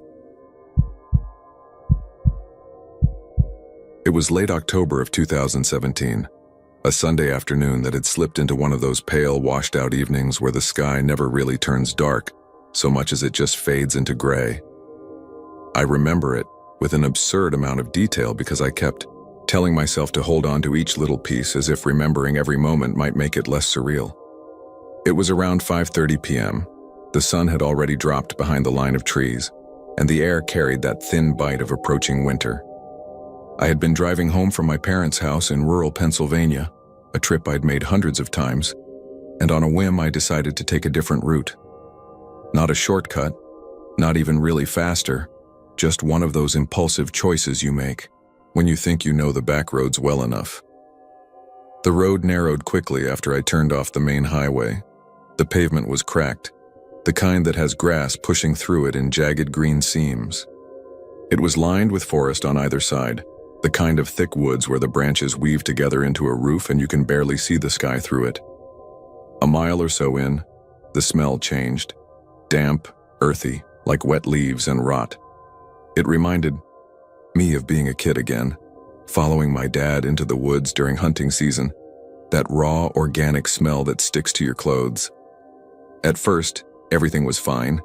My car radio was tuned low, playing some soft classic rock, the kind of background noise that you don't notice until it stops, which it did. Not like static or fading from a bad signal. It just cut off, like someone had pulled the plug. I glanced down, expecting to see the display flicker or some obvious malfunction, but everything looked normal. I clicked the knob, turned it off, back on. Nothing. Silence except for the hum of the tires against broken asphalt. It was maybe 5 minutes later when I saw the turnoff. A dirt track barely wide enough for a car, cutting into the woods on the right. I don't know why I slowed down. Maybe curiosity, maybe because I thought it might reconnect to the main road. My headlights swept across it and lit up a glint of yellow further back, something that immediately triggered a sense of recognition before I'd even identified it. I pulled over.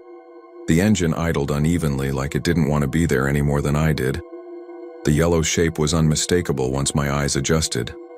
A school bus. Old, rusting, parked maybe 50 yards down that dirt track.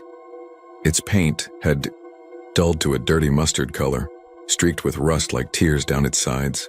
The windows were clouded, some of them cracked, and the front grille was half sunken into the ground as if it had been sitting there for decades.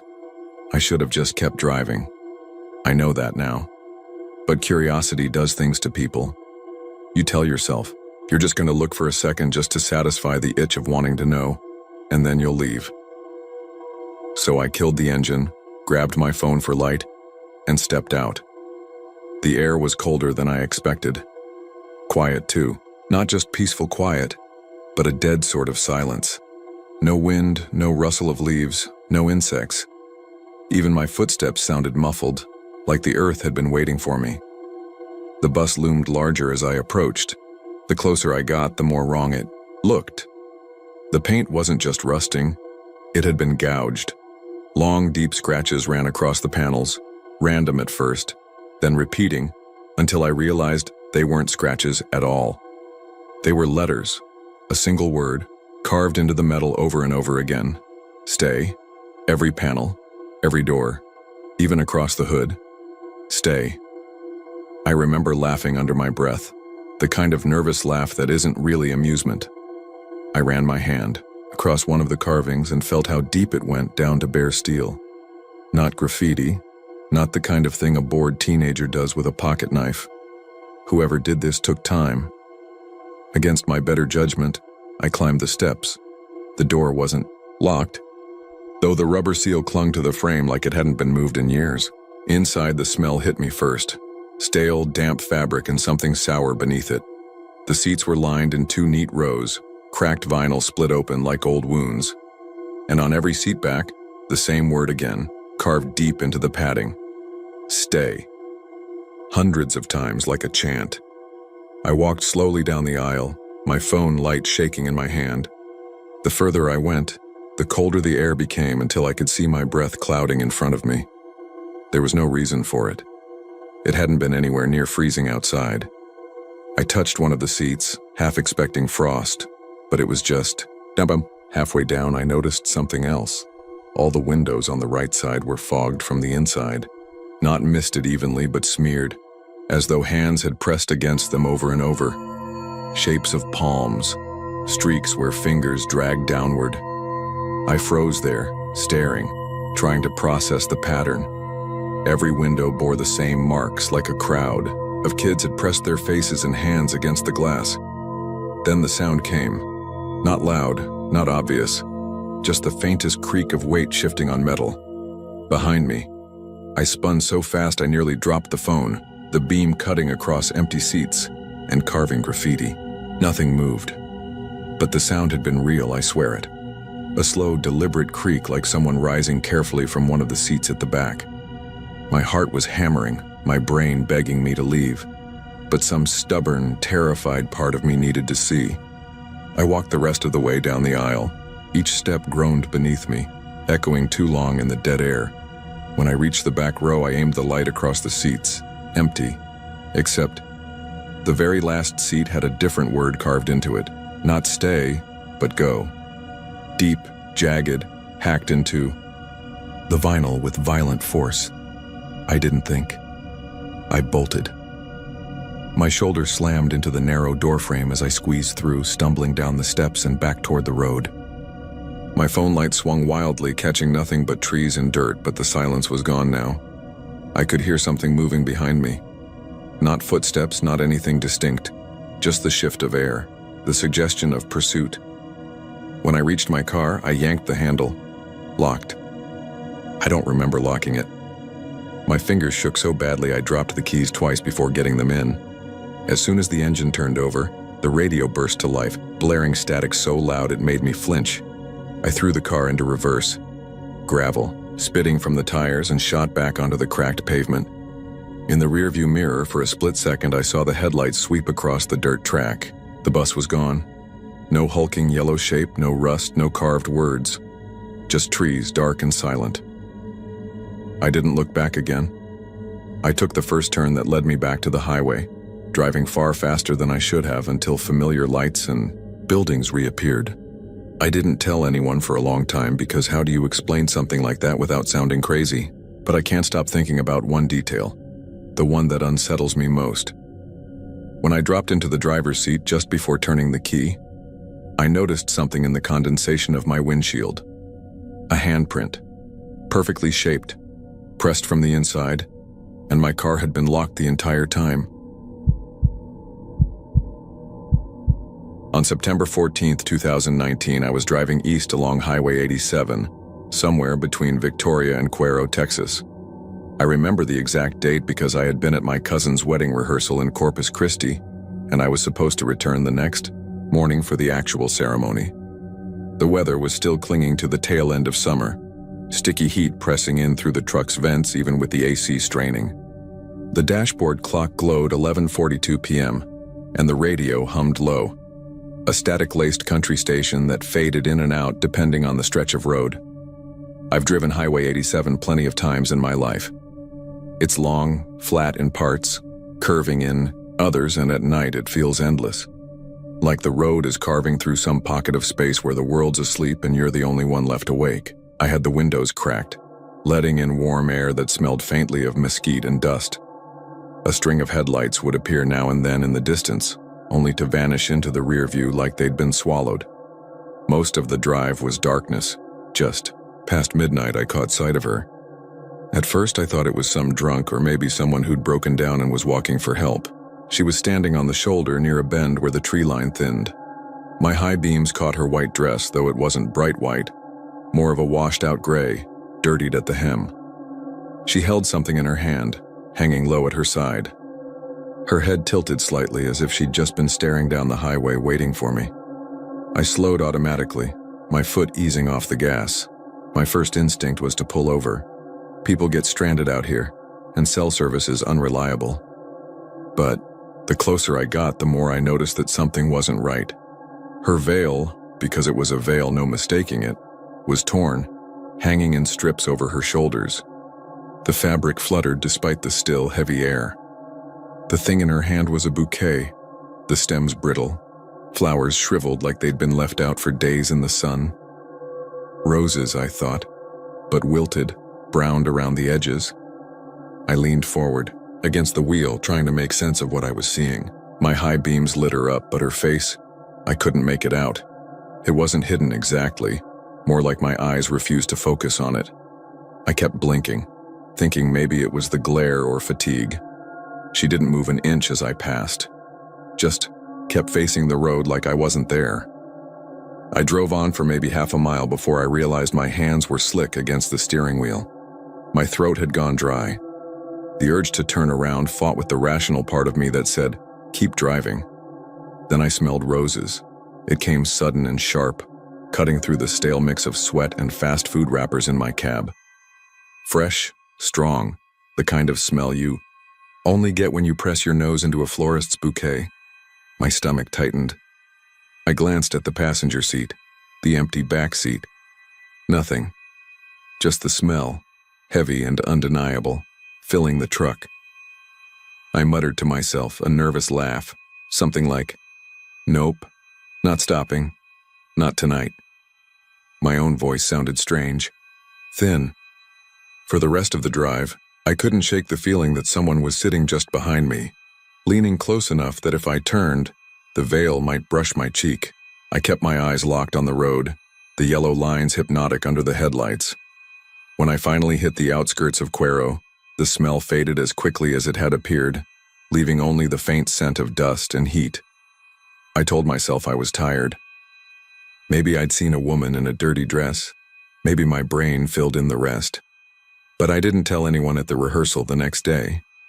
It sat in my gut like a stone. 2 nights later, after the wedding, I was at a small diner near the motel. An older man at the counter struck up a conversation, the way people do in small towns. He asked where I'd come from, and I mentioned the drive up 87. "You keep your eyes open out there?" he asked, stirring his coffee without looking at me. I said I did. He nodded once. Slow. "Sometimes folks see her. Bride. Been out there since the 60s. Car wreck on her wedding day, so they say. Looking for her groom still. You smell roses, you know she's near." My hand froze halfway to my cup. He noticed, gave me a sharp look. "You smelled them, didn't you?" I didn't answer. He didn't press, just sipped his coffee and muttered, "Best not drive that stretch alone at night anymore." That was 4 years ago.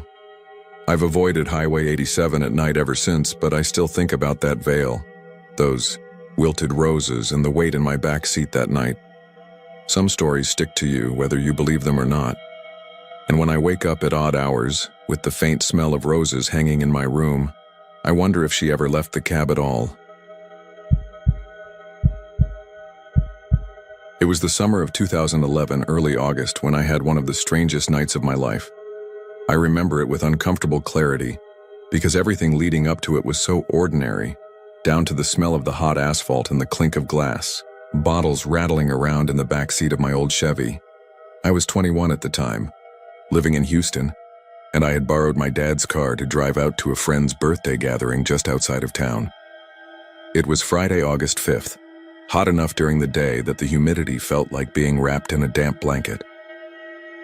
By the time I left the gathering around 11:30 p.m., the air had cooled, but the road still shimmered faintly with leftover heat. The sky was moonless, only thin streaks of stars peeking through gaps in the haze. The way back home took me down a stretch of service road that paralleled I-45. I'd driven it plenty of times. Long, straight, no real lights except the scattered glow of gas stations or billboards. It was the kind of road where you set the cruise control, roll the windows down, and let the static-filled radio keep you company. I had just passed a boarded-up diner on the right when I noticed a soft glow behind me in the mirror. At first, I thought it was just another car gaining on me, but the light wasn't white. It was green, a pale, almost neon green that looked out of place against the blacktop. I thought maybe a motorcycle with a weird headlight mod, or some kid with underglow lights taking the service road. The thing was, the glow didn't behave like headlights. It wasn't bouncing off the reflectors on the road or lighting up the back of my car. It just hovered like the air itself was glowing. I tapped the brakes, half expecting it to close the distance, but it slowed exactly when I slowed. I remember frowning, leaning closer to the mirror, whispering to myself, "What the hell is that?" By the time I realized it wasn't a vehicle, my stomach had already dropped. The glow pulsed once faintly, then brightened like it had noticed I was watching. That was the first moment I felt scared. Really scared, because I knew I wasn't just dealing with some trick of the eyes.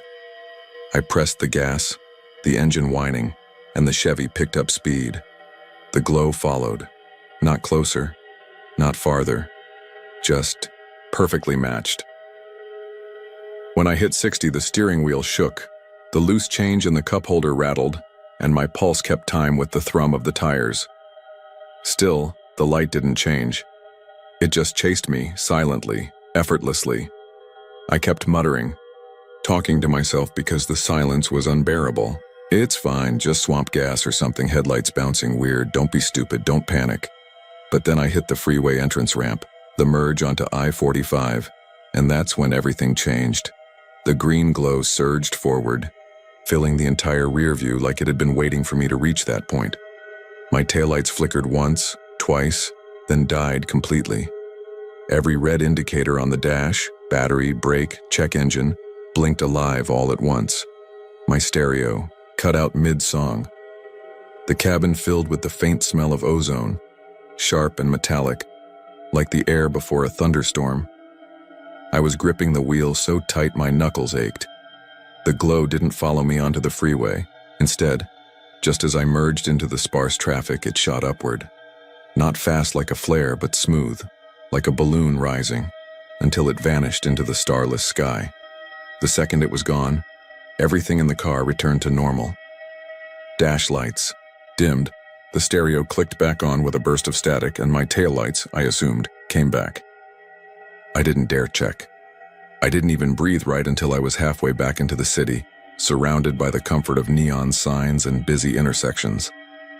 When I finally parked in my driveway, I turned the car off and sat there for a long while, sweaty palms pressed against my jeans, trying to convince myself it was some electrical issue or trick of exhaustion. The next morning, my dad asked if I had messed with the wiring. I told him no. He said the taillights were out completely. We replaced the bulbs. Nothing. We checked. The fuses. Nothing. Every mechanic we went to just shook their heads. The brake lights, blinkers, everything else worked fine. But the taillights never came back, no matter what we tried. I ended up selling the Chevy a year later to a guy who didn't care about the lights because he only wanted the engine. Every now and then, when I'm driving that stretch of road late, at night I'll catch myself checking the mirrors too often. And sometimes I swear in the edge of my vision I see a faint green glow hovering just beyond the reach of the headlights. I'll never take that road alone again. It was Friday, October 14th, 2022, a little after 9 p.m., when my wife and I realized we had made a mistake. We had been driving west on I-10 for hours, coming back from visiting her parents in Louisiana. The rain had started around dusk. Light at first, then thick sheets hammering down so hard the wipers couldn't keep up. The kind of storm that turns every headlight into a smear and every mile marker into a blurry shadow. I wasn't tired, not exactly, but the stress of driving through the downpour was starting to feel like a weight pressing on my shoulders. My wife, Claire, was dozing in the passenger seat, her head against the glass seatbelt cutting a neat diagonal across her sweatshirt. We had planned to stop for the night somewhere around Beaumont, but by the time we hit the exit, the rain was so brutal I missed the turnoff. I told myself it didn't matter. There'd be more places down the highway, except there weren't. Not for a long stretch, anyway. The highway was empty, save for the occasional pair of red taillights dissolving into the storm. And that was when the gas light blinked on. A quiet orange reminder that we were far from anywhere we should be stranded. "Pull off," Claire murmured groggily, lifting her head. "You've been driving too long." I didn't say anything at first. I was squinting through the rain, fingers tight on the wheel. That's when I saw it. A flickering neon sign just off the highway. A half-lit beacon cutting through the dark curtain of rain. I slowed and steered down the narrow exit, the tires hissing against the water. The sign said, "Motel," though only MTL still glowed, buzzing faintly. Beneath it, another sign swayed on rusted chains. "Vacancy." The parking lot was cracked asphalt, grass pushing through the fractures. A single sodium lamp cast everything in that jaundiced yellow glow, moths swarming the light. The building itself was 2 stories, long and low, with peeling paint and doors that all looked exactly the same. There was a lobby in the center, or what had once been a lobby. Its glass windows were clouded with grime, and behind them, a single desk lamp glowed weakly. I parked near the entrance. Claire frowned, hugging her sweater tighter. "Are you sure about this place?" "It's either this," I said, "or run out of gas on the shoulder." She didn't argue. We jogged through the rain toward the lobby. The door groaned when I pushed it open, the hinges protesting. Inside, the air smelled stale, like damp carpet and something sour underneath. The linoleum was curling at the edges, and the counter looked like it hadn't been wiped down in years. A bell sat on the counter, tarnished, the kind of thing you'd expect to see in a black and white movie. I pressed it. The sound echoed too long in the empty space. A moment later, a door behind the counter creaked open, and a man stepped through. He was tall, with thinning gray hair combed flat across his scalp. His face was pale, his eyes oddly shadowed, like he hadn't seen the sun in a while. He wore a white shirt, buttoned all the way to the collar, with no tie. His expression never changed. Not when he saw us, not even when I asked, "Got a room for the night?" Without speaking, he reached under the counter. His hand emerged holding a brass key attached to a heavy wooden fob. The kind of key you don't see anymore. Big and old, edges dulled with time. A faded number was burned into the wood. 6. He slid it across to me. His fingers lingered on it for a fraction of a second too long. "How much?" I asked. The man finally blinked, slow and deliberate. "Cash," he said. His voice was low, almost hoarse. 40. I handed over 2 20s. He took them without counting, slipped them into a drawer, and then turned away. No receipt, no register, just the sound of the drawer shutting. Claire whispered as we stepped back out into the rain. "That guy creeped me out." "Yeah," I admitted. "But it's one night." Room 6 was halfway down the row on the ground floor. The door stuck before it opened, like the frame had swollen from too many storms. Inside, the air was heavy, musty. The carpet was threadbare, stained dark in patches that had no clear origin. A single lamp by the bed gave off a dull yellow glow. The bedspread was patterned with flowers, faded almost to nothing. And the television was one of those old boxy sets unplugged with a rabbit ear antenna. The bathroom light flickered once before staying on, revealing cracked tiles and a mirror that had warped along the edges. Claire set her bag down on the chair and sat on the bed. It sagged beneath her. "I hate this," she said softly. "I feel like we shouldn't be here." I tried to laugh it off, but my chest felt tight. "It's fine. It's just a dumpy motel." But it didn't feel fine. Not really. We tried to settle in. Claire took a shower, though she said the water smelled like rust, while I flipped through the Bible in the nightstand drawer out of boredom. The pages were warped, stuck together in clumps. I set it back. The rain eased off some time after, midnight, but the quiet that followed was worse. Too quiet. No hum of distant cars, no dripping gutters, just a silence that pressed against the walls. I don't know what time it was when I woke up. My throat was dry, my mouth cottony. The lamp was still on, casting long shadows across the room. Claire was asleep beside me, curled onto her side. I got up carefully and went to the bathroom for a drink from the tap. The mirror caught me as I passed. For a second, I thought there was someone standing behind me. Not clearly, just the impression of another shape, too tall, too thin. I spun around. The room was empty. My skin prickled. I stayed in the bathroom a long time, staring at the cracked tiles, trying to convince myself it was just my imagination. When I went back to bed, Claire stirred. Her voice was thick with sleep. "Why'd you open the door?" "I didn't," I whispered. "Go back to sleep." But I looked. The door's bolt was still slid across, the chain still latched. It hadn't moved.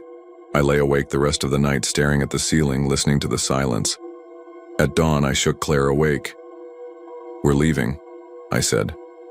She didn't argue. We packed quickly, the key still heavy in my pocket. I thought about dropping it at the desk, but when we passed the lobby, the light inside was off. The counter was empty. The door behind it was shut. Something told me not to knock. I drove us back onto the highway. The rain had stopped completely, the world washed clean. Claire fell asleep again, head against the window. I kept driving, watching. The mile markers ticked by, waiting for the relief to come. It didn't. It wasn't until we stopped at a gas station outside of San Antonio that I realized I was still holding the key. It had been in my hand the whole drive, clenched so tight. The teeth left marks in my palm. I swear I never took it out of my pocket. I just looked down and there it was. I've tried since then to look up that motel, to find it again. I traced the exits on maps, asked locals about old places along I-10. Nobody knows what I'm talking about. Some say there used to be a motel out there years ago, but it burned down in the late 90s. Others say it was demolished to make way for the new frontage road. Either way, it's gone, but I still have the key. Heavy brass number 6 burned into the wood. No matter what I do, I can't bring myself to throw it away. And sometimes, late at night when the house is quiet and I can't sleep, I hear the sound of that bell, ringing once sharp and hollow from somewhere downstairs. And when I check, the key is never where I left it. It happened 2 years ago, but I still can't drive that stretch of road without feeling my stomach twist into a knot. It was October 14th, 2021. I only remember the date because it was the night before my sister's birthday, and I had promised her I'd be home early to help set up for the small party she was having. The weather had turned cold suddenly that week, the kind of biting Texas chill that sneaks up on you after a humid summer, making the air smell faintly of cedar and wet asphalt. The day had been clear, but by evening a haze had rolled in, and by the time I left Dallas around 9:45 p.m., there was a low mist crawling over the highway. I was taking I-35E southbound, heading back toward Waxahachie. It's not a long drive, 40 minutes if traffic's light, and at that hour the road was mostly empty. The orange glow of the streetlights blurred against the mist, and every few miles a big rig thundered past in the opposite lane, its headlights cutting wide, white arcs into the fog. I remember feeling that quiet loneliness that comes from driving, late at night. Not an unpleasant loneliness, at first. About 20 minutes into the drive, near the exit for Red Oak, I saw her. She was standing on the narrow strip of grass between the guardrail and the service road, facing the highway. A small figure, motionless like a statue caught in the dim glow of the overhead lamps. At first, I thought she was just a teenager walking home, maybe after a late shift at one of the gas stations. She wore what looked like a school uniform, a pleated skirt, dark jacket, white blouse, and long socks. Her hair was black and hung straight to her shoulders. What made me slow down wasn't that she was out there so late. It was how still she was, not shifting her weight, not walking, not even glancing at the cars, just standing, perfectly straight, her arms at her sides. As my car drew closer, I squinted through the windshield, waiting to catch a glimpse of her face. But when I did, I felt something tighten in my chest. There was nothing there. No eyes, no mouth, no nose. Just smooth, pale skin where a face should be. I jerked the wheel slightly and drifted halfway into the next lane, as if putting a few extra feet between us might make a difference. My heart thudded so loud I could hear it over the hum of the tires, and yet, against every instinct screaming at me not to, I couldn't stop looking. She turned. I swear to you, she turned her head toward my car as I passed. There was no face, no eyes to meet mine, but I felt something lock onto me. A pressure like standing too close to the edge of a cliff and knowing the drop is looking back. I drove faster. My palms were slick against the wheel. I told myself I was imagining it, that the fog and the shadows were playing tricks, that maybe it was a mannequin someone had dumped by the guardrail. But the moment I passed her, I felt it, this sick, suffocating awareness like she was still watching. I tried not to look in the rearview mirror, but of course I did. She was still standing there, turned fully toward the highway now, her blank, head tilted slightly, angled after my car. The rest of that drive was a blur. I remember fumbling with the radio, cranking it up too loud just to fill the silence. I remember every mile marker feeling like it was crawling past slower than the last. My breath kept catching in my throat like I couldn't get enough air. By the time I pulled into my driveway, my whole body was trembling. I killed the engine and just sat there gripping the steering wheel, listening to the ticking of the cooling engine and the distant bark of a neighbor's dog. Eventually, I forced myself out of the car, hurried inside, and locked every door and window. I didn't tell anyone that night. Not my sister, not my friends. It sounded insane even in my own head. But the next day, I couldn't stop replaying it. The uniform, the smooth skin, the way her head followed me. 2 weeks later, I heard about it again. I was scrolling through a local Facebook group when someone posted about a weird sighting near Red Oak. A man wrote that while driving home, late at night, he saw a young girl in a school uniform standing by the guardrail. He said she had no face. Dozens of people piled on in the comments. Most laughed, calling it a ghost story or a prank. But a few others said they'd seen her too.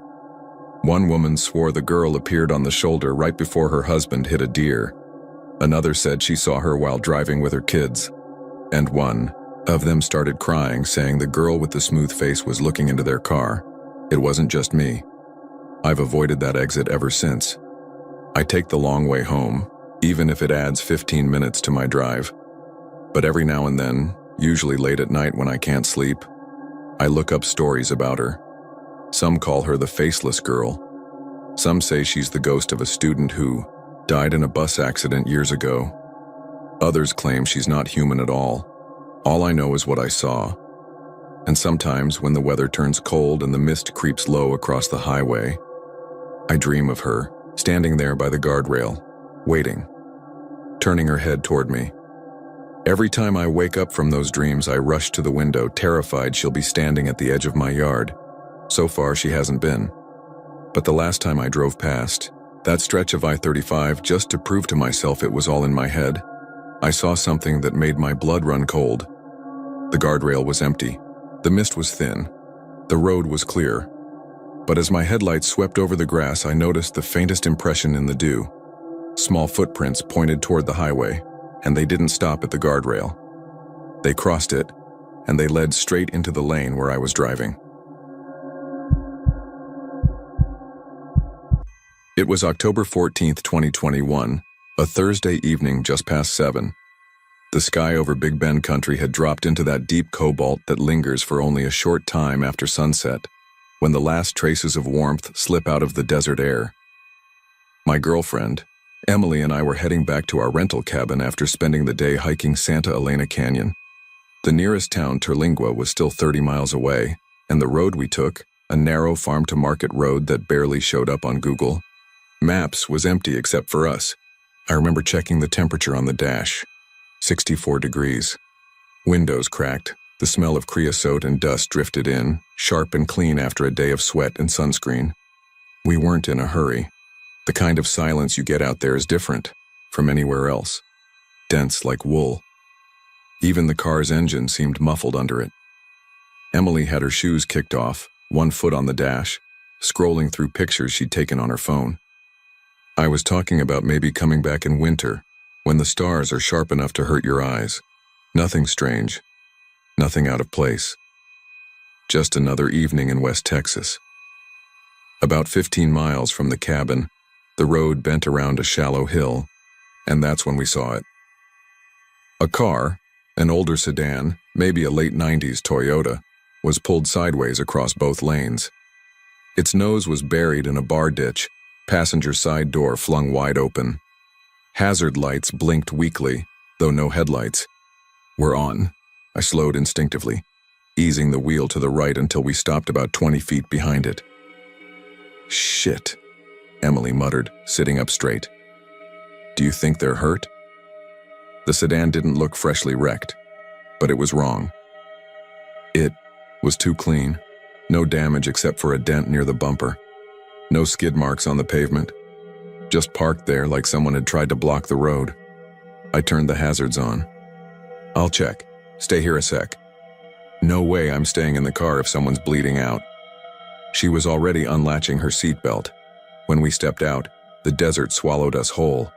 The silence pressed in, broken only by the tick-tick of our cooling engine and the faint click of the sedan's hazard lights. The air smelled dry, mineral heavy and strangely cold for October.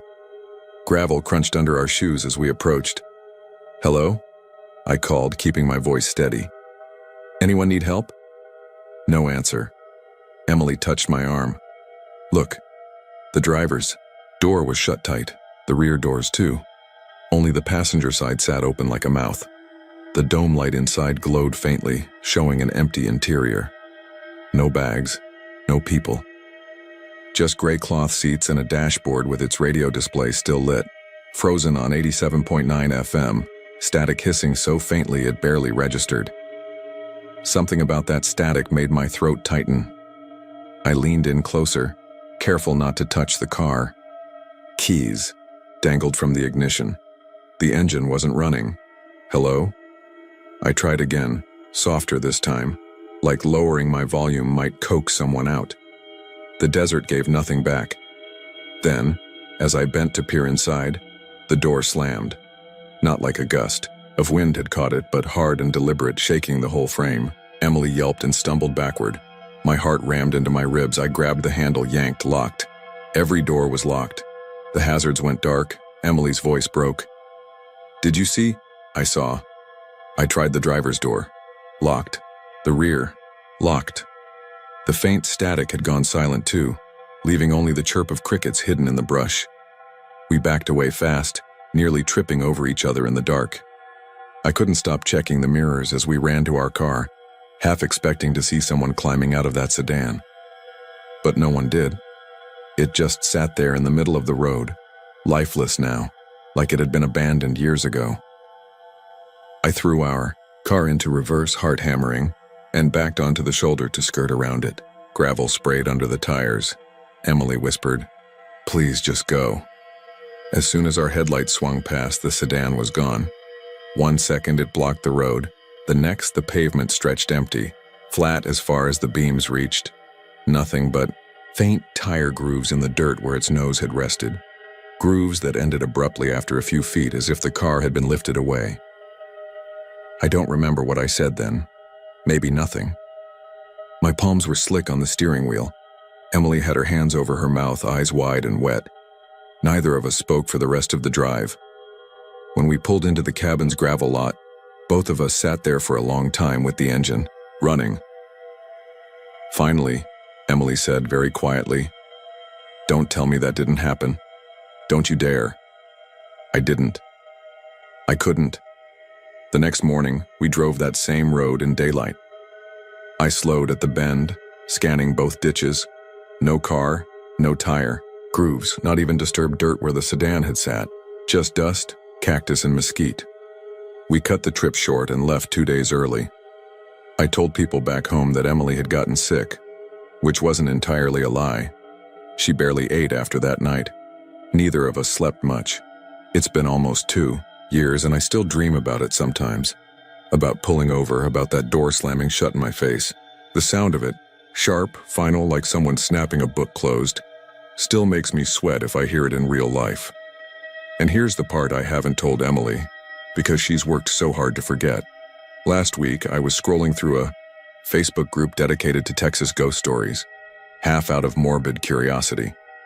Buried in a thread about haunted stretches of highway near Big Bend, I found a comment from a man who said his parents were killed in 1999 on a farm road outside Terlingua. They'd been driving a silver Toyota Camry. According to him, when first responders arrived, the car was gone. They found tire grooves in the dirt, ending after a few feet. I closed the laptop and sat in the dark for an hour. My chest wouldn't stop tightening, because I remember the exact color of that sedan. Silver. And sometimes when I'm driving late at night, I swear I see hazard lights blinking weakly up ahead, just around the bend.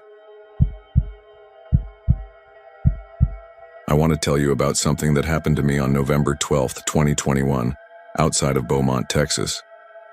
It was a Friday, and I remember that because I had just finished a week of shifts at the plant where I worked, and I was looking forward to getting home early enough to relax for once.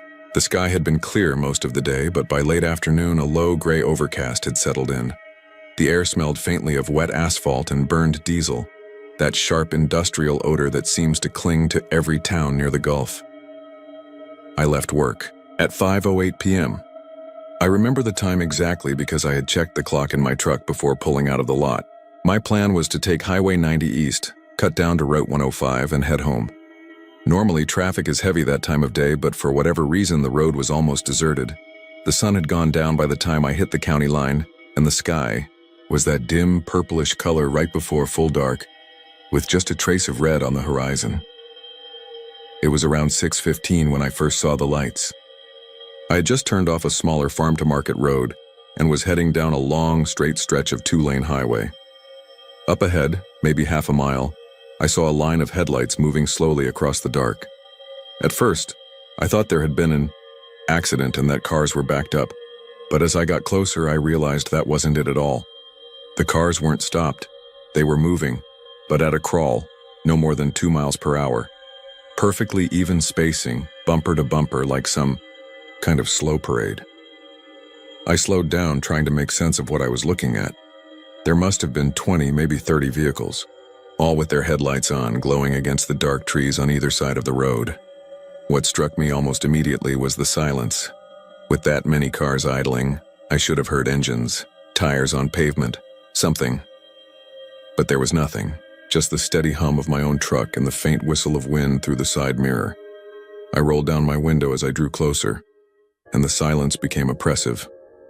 I could hear crickets in the grass, the distant call of a night bird, even the faint hiss of power lines running parallel to the highway, but not a single sound from the procession of cars.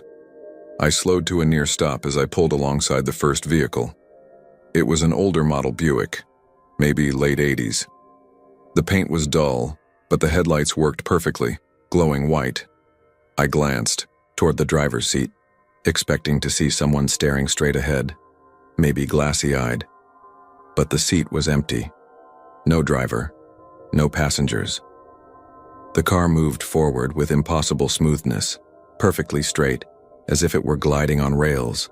Felt my stomach drop. I looked at the next car, then the next. A Ford pickup, a sedan, a minivan. All different makes and models, all with headlights on, all creeping forward in total silence, and every one of them empty. No plates either, not blank, but absent, as if nothing had ever been bolted there. Just bare steel where numbers and letters should be. I don't scare easy. I grew up in Southeast Texas. I've seen refinery fires turn the sky orange at night. I've been through hurricanes. I've walked into bars where I knew damn well I wasn't welcome. But something about this, the utter lack of explanation, the wrongness of it, got under my skin in a way I can't put into words. I drove alongside the procession for maybe 100 yards, staring at the cars, waiting for some kind of sign that I wasn't losing my mind. That's when I noticed something else. None of the cars were casting shadows. My own headlights hit the pavement and threw long streaks behind fence posts and road signs, but the line of cars, their beams lit the way, but the light had no depth, no weight. It was like shining a flashlight onto a painted wall, bright, but flat. I kept looking, blinking hard, telling myself it was just the angle, the fog in the air, but deep down, I knew that wasn't it. At that point, my rational brain kicked in and told me to get the hell out of there. I hit the gas and pulled ahead of the line, glancing in my rearview mirror. The cars stretched back into the dark, their headlights glowing like eyes. I drove maybe half a mile before I forced myself to look again, and when I did, my chest went cold. The road behind me was empty. Not empty as in they turned off. Empty as in they were gone. Completely. A long stretch of asphalt glowing faintly in my taillights, the ditch full of tall grass swaying in the breeze, and nothing else. No cars, no headlights, just black highway stretching into nowhere. I pulled over and sat there for a long time, hands gripping the steering wheel so tight my knuckles ached. I told myself I'd imagined it. Stress, fatigue, some trick of the light. But when I turned the key off, the silence pressed in again, thicker than before. The air smelled strange now too, like wet rust and something sweet, almost like antifreeze. I sat there in the dark, listening, waiting for another car to pass. None did. Not for the 10 minutes I waited, not even when I finally pulled back onto the road and drove the rest of the way home. I didn't tell anyone that night. When I got home, I turned on every light in the house and sat in the kitchen until nearly dawn, staring at nothing. The sound of my refrigerator cycling on and off was the only thing that kept me grounded. I wanted to believe I'd dreamed the whole thing, but the mud on my tires, the smell in my truck that lingered for days of that faint chemical sweetness, told me otherwise. It's been almost 2 years now, and I've never seen anything like it again. But sometimes when I drive that same stretch of road late at night, I get the sense that I'm not alone. The trees seem to press closer, the power lines hum a little louder, and the air gets heavy, like the moments before a thunderstorm. I've stopped looking in the rearview mirror when that happens. I'm afraid that one night I'll see those headlights again, and this time they won't disappear. Because sometimes, late at night when I can't sleep, I hear it again. Not outside, but inside the house. A faint, steady hum like idling engines just out of earshot. And when I glance out the window down the street, I swear I see a pale wash of headlights moving slowly, impossibly slow, through the dark. And I know if I keep watching long enough, the cars will stop this time, and when they do, they'll be waiting for me. I want to get this off my chest while it's still fresh in my mind, before I can convince myself it was a dream or my nerves playing tricks. If I wait too long, I'll file it away as another weird road experience and leave it at that. And that would be a mistake, because I know deep down, something followed me home. It started on a Friday evening, August 12th, 2022. I had been visiting a friend who lived just outside Waco, Texas, and I needed to make the 3-hour drive back to Dallas. The sun was setting when I left, and I had that small pang of regret you get when you realize you probably should have left earlier. The sky was streaked with a deep orange that melted into darkening blue, the kind of colors that only last for 20 minutes and then collapse into total blackness. The first hour of driving was uneventful. I had the windows cracked and that late summer air, humid and heavy, slid into the car and stuck to my skin. The cicadas were in full force along the tree lines. I remember thinking about how alive the night felt, like the world was teeming with little hidden creatures just outside the reach of my headlights. I stopped once at a gas station around 8:30 p.m. to grab a Coke and fill the tank. It was one of those half-forgotten rural stations with a flickering fluorescent over the pumps. A man in a truck nodded to me but didn't say anything. Nothing unusual. Around 9:15, I merged onto Highway 31. That stretch is long and lonely. 2 lanes with thick woods pressing right up against the road. The kind of road where you can drive for 15 minutes without passing another car. I set the cruise control to 70 and settled in. The radio gave up signal somewhere around Dawson, so it was just me, the hum of the tires and the occasional chirp of my turn signal when I checked the mirrors. That's when I first noticed it. I glanced in the rear view and saw what looked like a head in the back seat. Just the faintest outline. My chest seized up and I slammed the brakes harder than I should have. My eyes darted between the rear view and the seat itself. Nothing. No one. The back seat was empty. I told myself it was a trick of the light, the reflection of trees flashing by. Still, I pulled to the side of the road and turned on the dome light just to be sure. The leather creaked as I twisted around. Empty. Nothing but my backpack on the seat. I laughed under my breath, more out of embarrassment than relief. Jesus, you're tired, I muttered to myself, and I put the car back in gear. But the feeling didn't leave. 10 minutes later, I caught the same shape again. This time clearer. A pale face in the rear view staring at me. My body reacted before my brain could. I jerked the wheel, almost putting myself into the ditch, and snapped my head around. Once again, no one there. My throat was dry, and I swallowed hard, keeping both hands clenched tight on the steering wheel. I started talking out loud just to ground myself. You're fine, you're tired, that's all. Eyes play tricks, just focus on the road. My voice sounded too loud in the cabin, like it didn't belong to me. The third time, I didn't even want to look. It was 20 minutes later, near Corsicana, when I realized the passenger side seatbelt in the back was buckled. I hadn't touched it. No one had. I know this for a fact because I'd tossed my backpack across that same seat before leaving Waco. Now the strap was pulled tight. The buckle clicked into place. I couldn't breathe. My chest rose and fell in shallow gasps. I pulled off at the next exit and rolled into the parking lot of a closed diner, the kind with the neon sign dead except for the faint red O still glowing. I left the engine running, got out, and yanked open the back door. The belt was buckled just as I'd seen. I pressed the release button with a shaky thumb and it snapped open easily. I didn't want to get back in the car. Every instinct screamed at me to just leave it there in that empty parking lot and run until morning. But what would I do? Walk down the highway? Call someone at 10:30 at night and try to explain that I was scared of a seatbelt?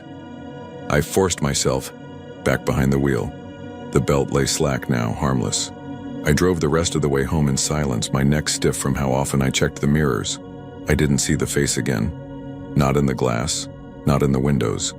But I kept feeling it, a weight behind me. A passenger leaning forward just enough that if I turned too quickly, I'd see them. When I pulled into my apartment complex just after midnight, I sat in the car for a long time. The air had gone still, hot and heavy, with no breeze at all. My headlights caught the beige siding of the buildings and the pale line of sidewalk leading to my unit.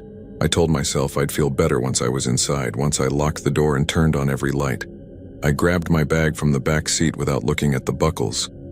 My keys rattled in my hand as I climbed the stairs. The hall light outside, my apartment flickered weakly, casting shadows that jumped whenever I moved. I let myself in, locked the deadbolt, and turned on the living room light. That's when I heard it. The sound of a seatbelt clicking into place, muffled just outside the window where I had parked. My blood ran cold.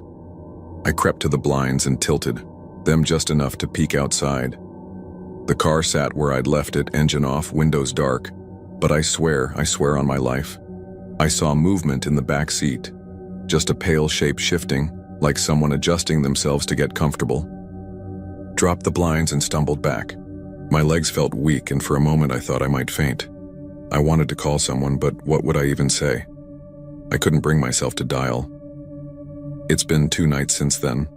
I haven't touched the car. It's still sitting there, in the same spot, and every time I pass the window I avoid looking down at it. I keep the blinds shut. I leave the TV on just for noise. But last night around 3 a.m., I woke up to a sharp click echoing from inside the apartment. It was faint, but unmistakable. The sound of a buckle latching into place. I'm writing this now with all the lights on. My front door is locked. My windows are locked, but I can feel it again. That weight behind me. The air feels thicker, heavier, like there's not enough oxygen in here. I keep catching glimpses of movement in the glass of the TV, in the dark corners of the room. And sometimes, when I sit very still, I can hear the faint creak of leather, like someone shifting in their seat. I don't know how much longer I can pretend I'm alone.